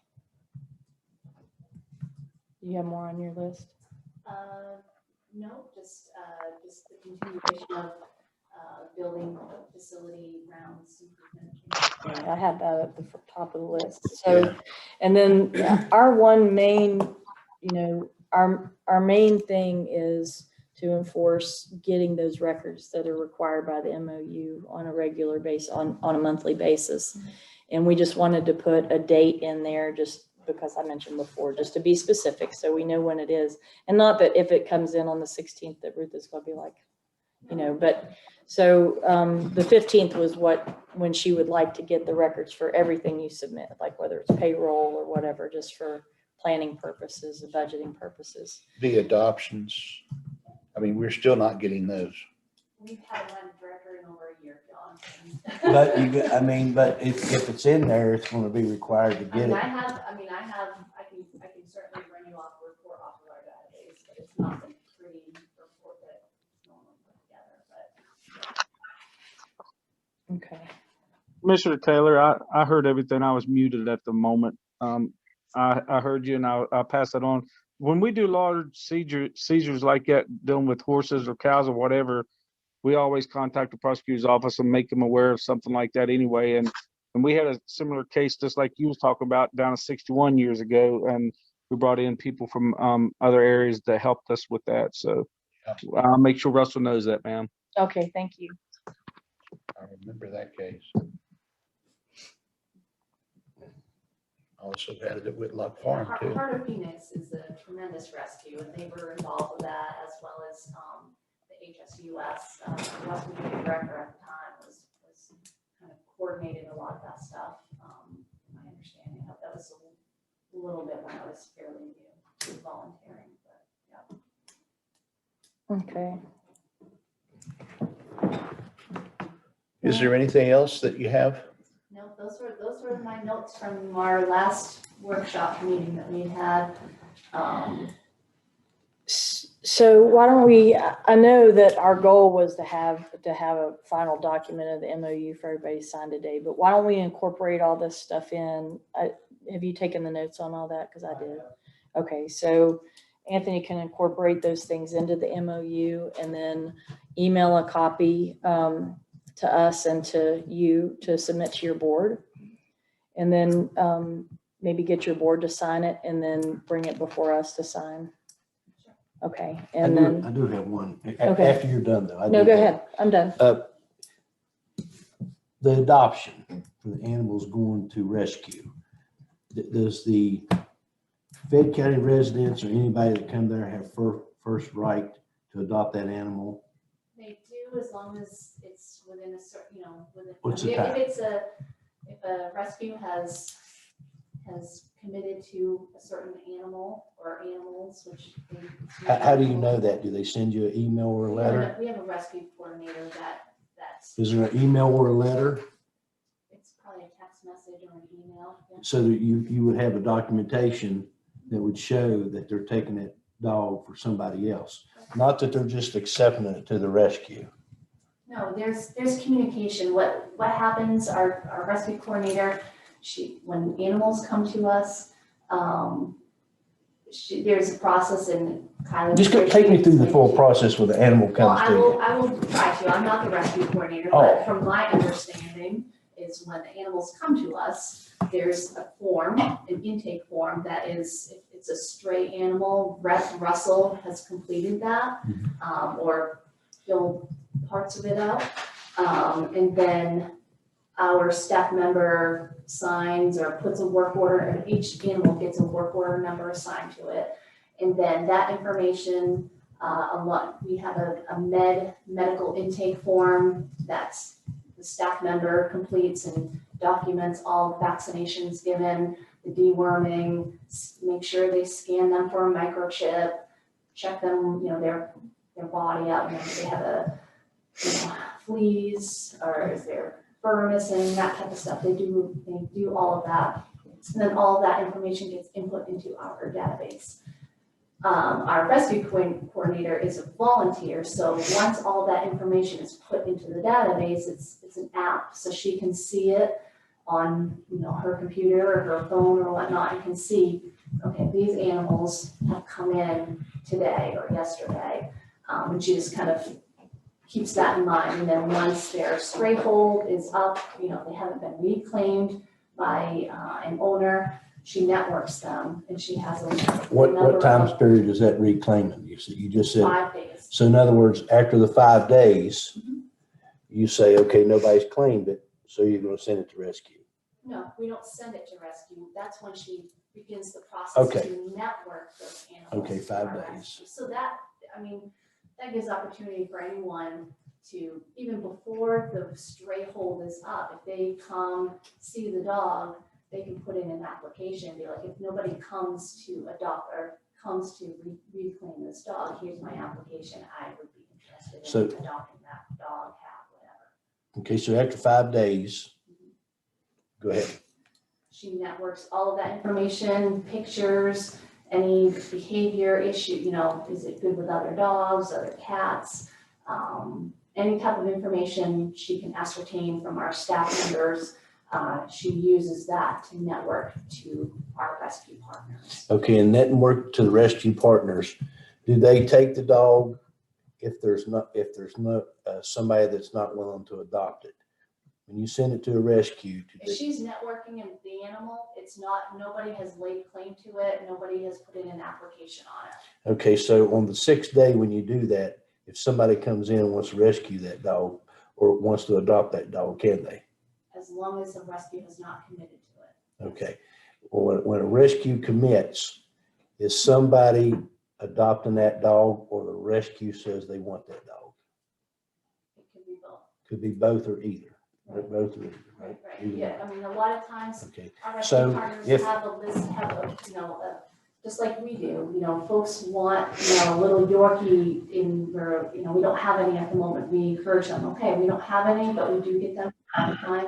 Here's our application, please complete it. Our staff will review it, approve you. When one comes in, they'll have a list of folks that are in the wings basically, and contact you and complete the adoption. So on the 6th day, you network that dog. And how often do you go to rescue? How often do you take dogs to rescues? Have a transport every Wednesday. Every week. At least, sometimes at least one transport a week. Sometimes our are all over. A lot of them are in the Virginia area, Virginia, Washington D.C. We have some up in Pennsylvania, Maryland, upper, northern West Virginia. So depending on, we can get them all in the van and have one kind of centralized location where the other partners can meet us. But there are often, we might have to send one to Stanton, transport to Stanton, and one up to Morgan. So if that rescue says, I want that dog, and you commit that dog, is there any financial transfer or obligations for you on their commitment or them on your commitment? I'm not sure. Well, what I'm trying to say is if, What we do is each rescue has a list of what they want done to the animal prior to being transported. So they will want, for dogs, for instance, almost pretty much all of our rescue partners want them to be heartworm tested or have 40X tests completed. To cross state lines, you have to have a health certificate, and all animals that are of age have to have a rabies vaccination. Spay neuter. Some may require them to be microchipped. So they're, that's not necessarily financial stuff. Those are obligations that we coordinate with our local veterinarian offices to have done. And those rescues, either for the majority of our partners, have accounts set up with the vet offices so that they are billed for those services or not. There are maybe a handful that don't have. so there is some type of financial obligation. A reimbursement. We just get the bill. Right. We get a copy of the bill for that particular animal, we submit it to them, and they reimburse us. Okay. So that may be the big issue. There's a process of already. Right. Okay, that's what I was getting at. So, to get the real picture of the reason why they're told no, because there's a financial obligation basically. Really, that's Well, what. nothing has been, I mean, there have been times when an animal, even on day 8, a rescue commits to it, and then somebody comes in and happens to see that animal. I mean, Kylie's told you herself the last meeting that if we make contact with our rescue partner, they don't have anything lined up for that dog or an adopter, or they really just want that dog, or they know that somebody's going to be adopting it, they might not have an approved application at that moment. But a lot of the rescues will accommodate and say, no, it's a local, they haven't put anything, but there have been times where they have already done a heartworm test or things of that sort, and then basically those charges get shifted from their account, put onto our account, and then we add that on to the adoption fee to cover us. The other thing is on the 5th day, is that animal spayed and neutered before the 5th day? No, we are not. I mean, other than providing basic vaccines, dewormer, flea treatment, if there's anything of major medical, your broken leg or something like that, we will tend to those things. Anything over and above that, spay neuter, we don't. But most rescues require spay, right? So then, They're old enough. Right. So if they're asking for the animal, you find a rescue that's asking for them, they then tell you to go spay and neuter, and they'll pay for it. They have to be spayed and neutered here. Well, it's a cost savings for them to have it here versus Washington DC. But well, no, I understand. I mean, I already know the answer, Kathy, but I'm asking to see what you would say. Okay. And to let the other 2 commissioners understand. Okay. Okay. There's also dog-specific rescues, Great Pyrenees, Beagles, Pit Bulls, Huskies. Labs, we have a great, it's a running joke about our lab rescue that we're partnered with. Reincarnation never came out of love being rescued by this particular rescue, because they have amazing adopters that own islands, take their dogs on amazing trips, and it's Okay, cool.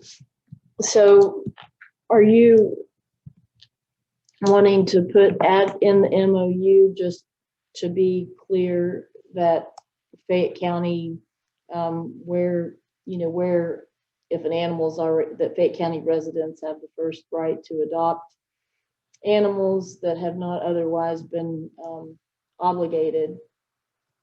Yes. Okay. That's what I thought you might be getting at. I just wanted to make sure. I want to know the whole process. Yeah. Which I thought I knew the process. But I was looking from Kathy. That's our timeline of things, Yeah. but He just wants it in there, I think, and I think that's fine. I mean, if that's already your practice. Did you get that, Anthony? Okay, just check them. Okay, are there any other questions, No. colleagues? I think that covers the MOU. I wanted to just make note, because there was a lot of discussion, the last meeting that we were here about our adoption fees and things of that sort. I contacted both Oak Hill and Fayette Veterinary, just to get what they charge their clients for vaccinations, spay neuters. We as an organization, they both veterinary offices give us very good discount on certain services, and spay neuters being one of them. And to cost compare, a puppy adoption from us is generally $150. We do reserve the right if it's it's a purebred or just something high demand. We usually up it up to $175 or something like that. But just at Oak Hill to vaccinate, to spay neuter, to rabies shot, flea treatment, dewormer, which are all things that we provide, just the basics. A charge in that this is not including any office visit or get to know the dog, which is usually another $20-30 or something like that. $168 for a male puppy. For a female puppy is $183 for all of those things. And then at Fayette Veterinarian Hospital, they're very, very similar. In our adoption fee for a male or female puppy is $150. An adult dog, depending on their weight, a male dog could be at the low range, $235. If I was just going to pay out of pocket, I found this stray male dog running around the park and brought it home, put it on Facebook, nobody claimed it, I adopted it, but it needs all this stuff. I'm going to pay $235. Or if it's a female dog, $260. That's the low. These dogs are 80 pounds plus, add another $150 for those. Well, you're comparing yourself to a profit for a nonprofit. What does We're losing money though, I'm saying. Well, hold on. I'm just asking, what does Nicholas County make? So I'm just curious, what do they charge? I mean, I don't know, but I mean, they're county funded, so I don't know. I think you're partly county funded too. Not fully. I mean, this stuff right here, I would love for you all to pay for that. Please do, okay? Please do, because we don't, okay? But Nicholas County, I don't know. I know that they don't have them staying here prior to being adopted. They give them a voucher, and it's on the person adopted to take that voucher and get a spay neuter. So I don't know what their cost is per animal. I don't know what's they use that voucher or not. We used to do that. We used to not have them stay neutered prior to adoption. We give them a voucher, but then 6 months to a year later, hey, that dog is running around. We used to have that dog. Now it's pregnant. They never used that voucher to get that dog spayed. So we put in a process to make sure that they leave the facility. Again, unless they're cat and kittens or puppies, to make sure that they're taken care of. They don't have to deal with that. Instead of the and transport.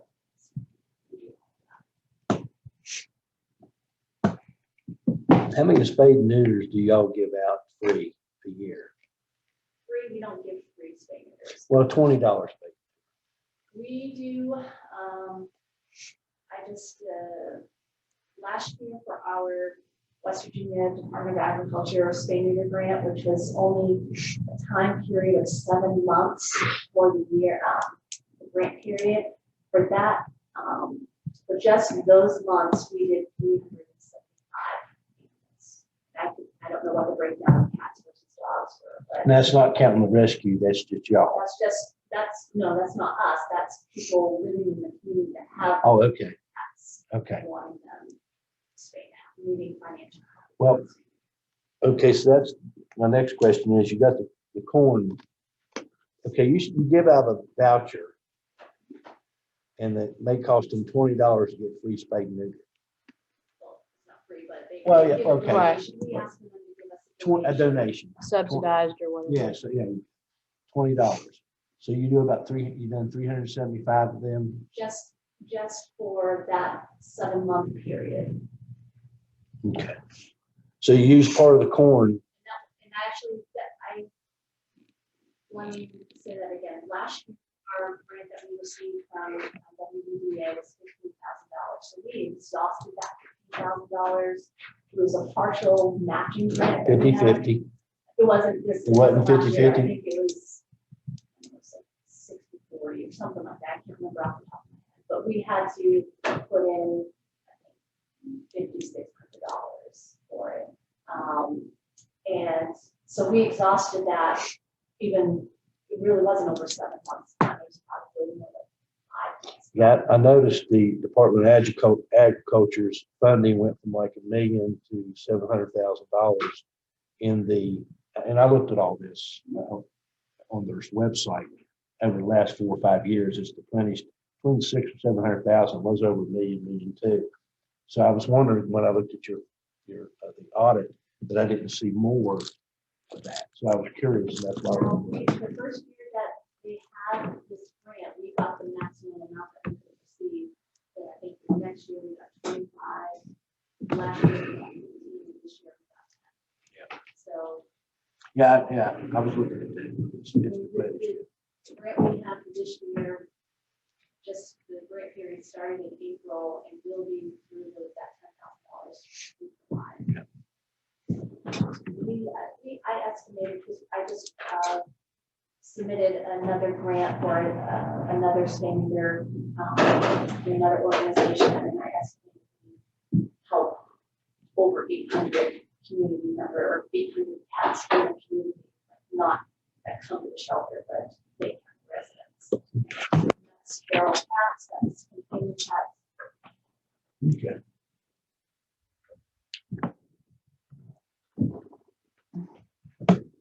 Anything else? No, I'm done. Okay. What? I see Anthony. I see everybody. I said, I'm just gonna keep my mouth shut. I'm just asking questions and learning. It's all right. I'll cancel that hit I just put out on there. Calm down to the valley real quick. I still have I mean, I like to learn. Yeah, I'm learning financial information. I seen everybody was ready to throw rocks at me, so I'm gonna shut up. All right, so it's. I will. I'm gonna make sure I have help, but I'm going to. You hear this? Tell the girls up there they gotta have it. As long as no. As long as nobody quits on me. Girl, you don't have to tell us. We were in it. We swallowed some of that water. I did not, and I got some up my nose twice, but I didn't swallow any. But boy, As long as I have help, I'll be there. Okay. And I just want to, again, publicly thank you, Allison, for your great support and coming out to the Fulfill Expo, Restaurant Expo, a couple Saturdays ago. It was fun. It was a hot day, and yeah, it was some good times. it was We got fun. raised just a little under $1,600. And it was great. And Bill Garrett was the highest earner besides Shrewsbury, who went for 2 rounds. But yeah, his whole staff came down and dunked him. So, Tom's might like close for a half hour just for everybody to come down and dunk you. Are you saying I'm not liked all the way I'm around? just saying, if we're talking about employees being able to exact a little Justice, that might be a good place to go. I mean, Kathy's own friends were dunking her and me on her behalf. But I wish we had counted how many times each of us went in, because it felt like a lot. Climbing up out of that thing is no joke, especially at my height. Like I had to get my leg all the way up to my hip just to get a foothold and then pull myself out. So,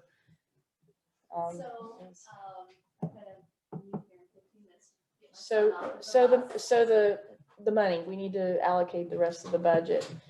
So I propose that we allocate the rest to match last year's budget plus 10,000.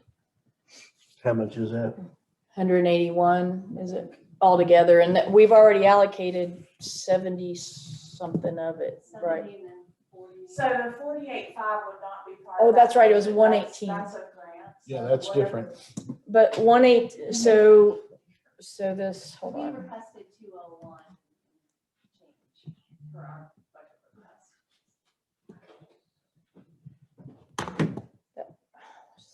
Hold on just a second. Let me just do my math here.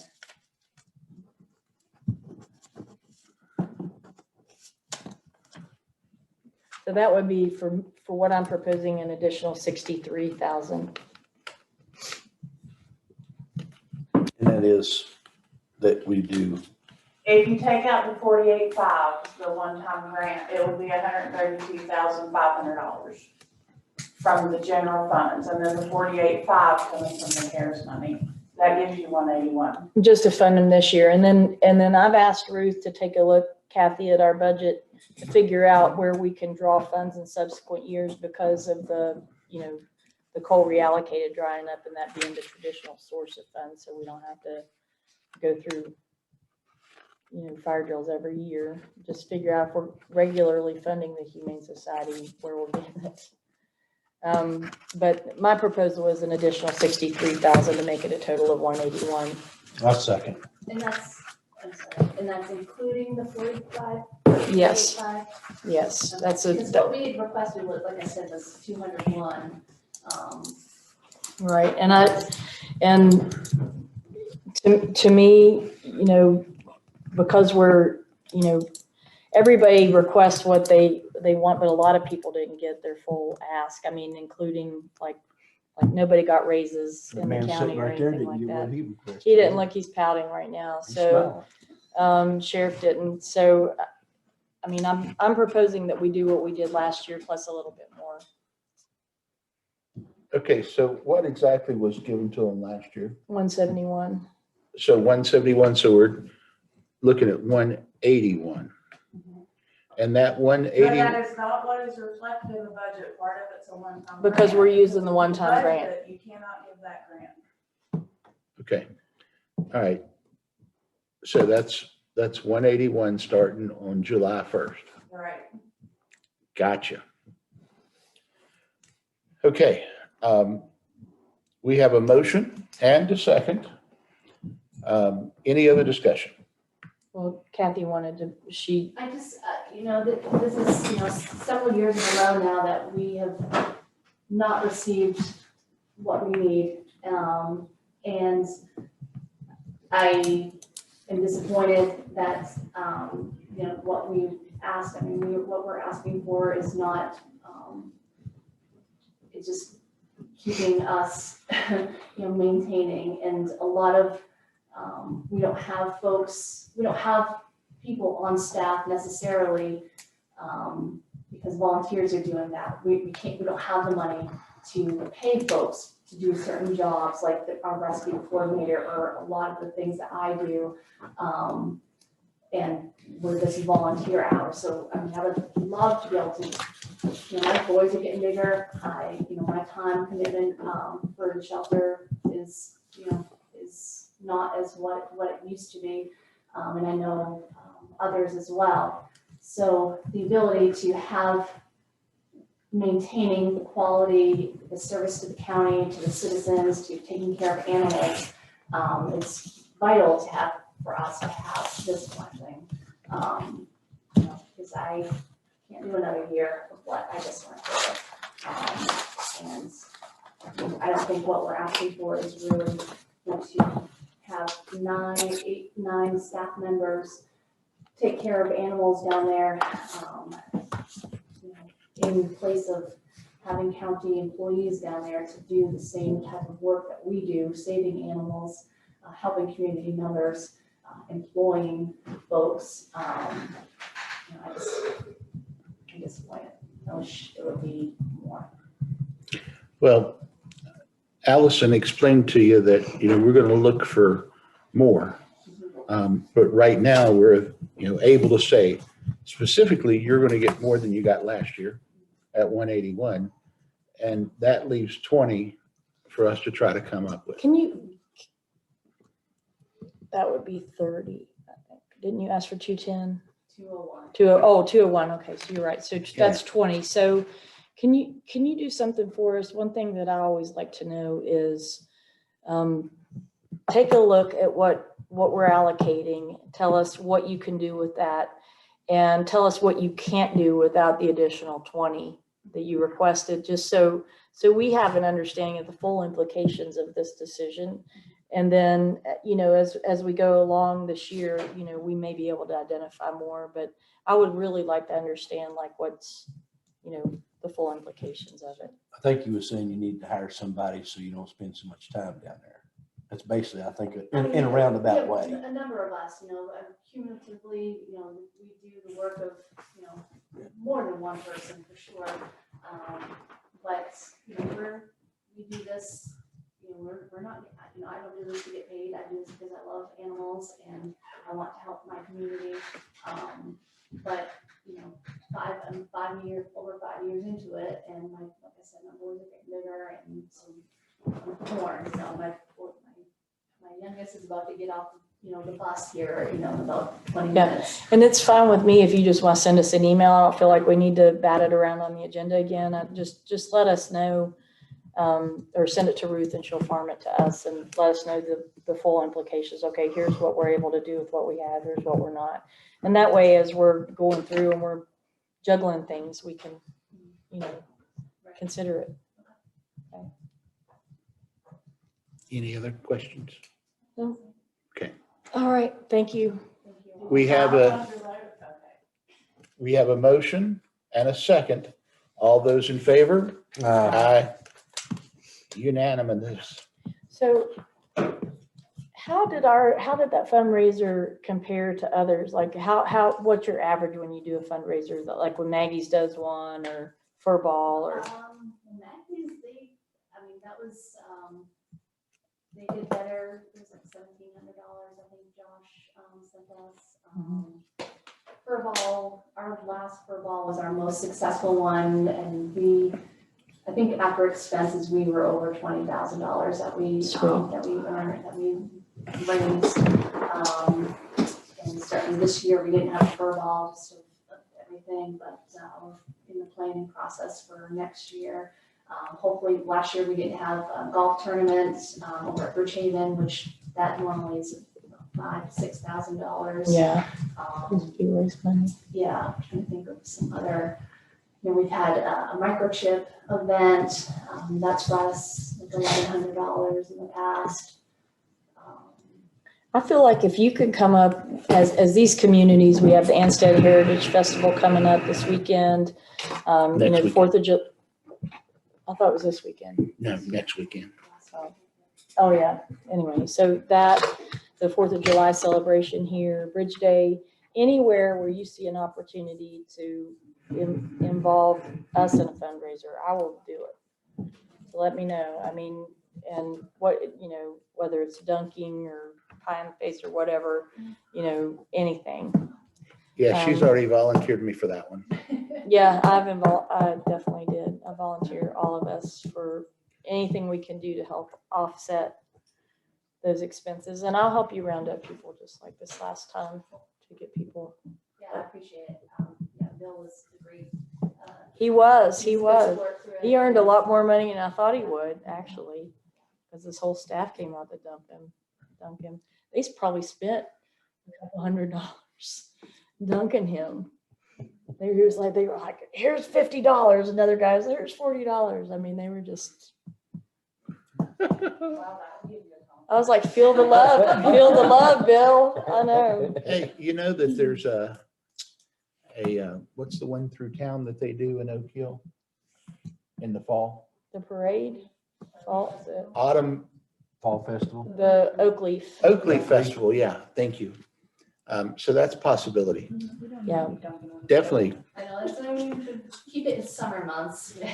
Oh, as far as dunking, yes, but I mean, Yeah. there are other good ideas. PJ Stevenson had a lot of great ideas. We were talking one night. Yeah, but anyway, just let us know. Absolutely. Okay. And when you do your golf, Yeah. find you 18 sponsors, charge them $100. Well, we do have And then sponsors, yeah. make Well, their we do more than signs. 18. We do multiple, I mean, Do you know any of them sponsors? do I know the sponsors? Yeah, I mean, we've solicited sponsorships for this in the past. These sponsorships for Furball. Yeah, Anthony was a sponsor, last Furball. Does seem like forever ago, but it was. Well, and you could always, like, not that it's not free, but you could always option off, like, lunch with one of us or something like that too. At some Oh, point like gosh.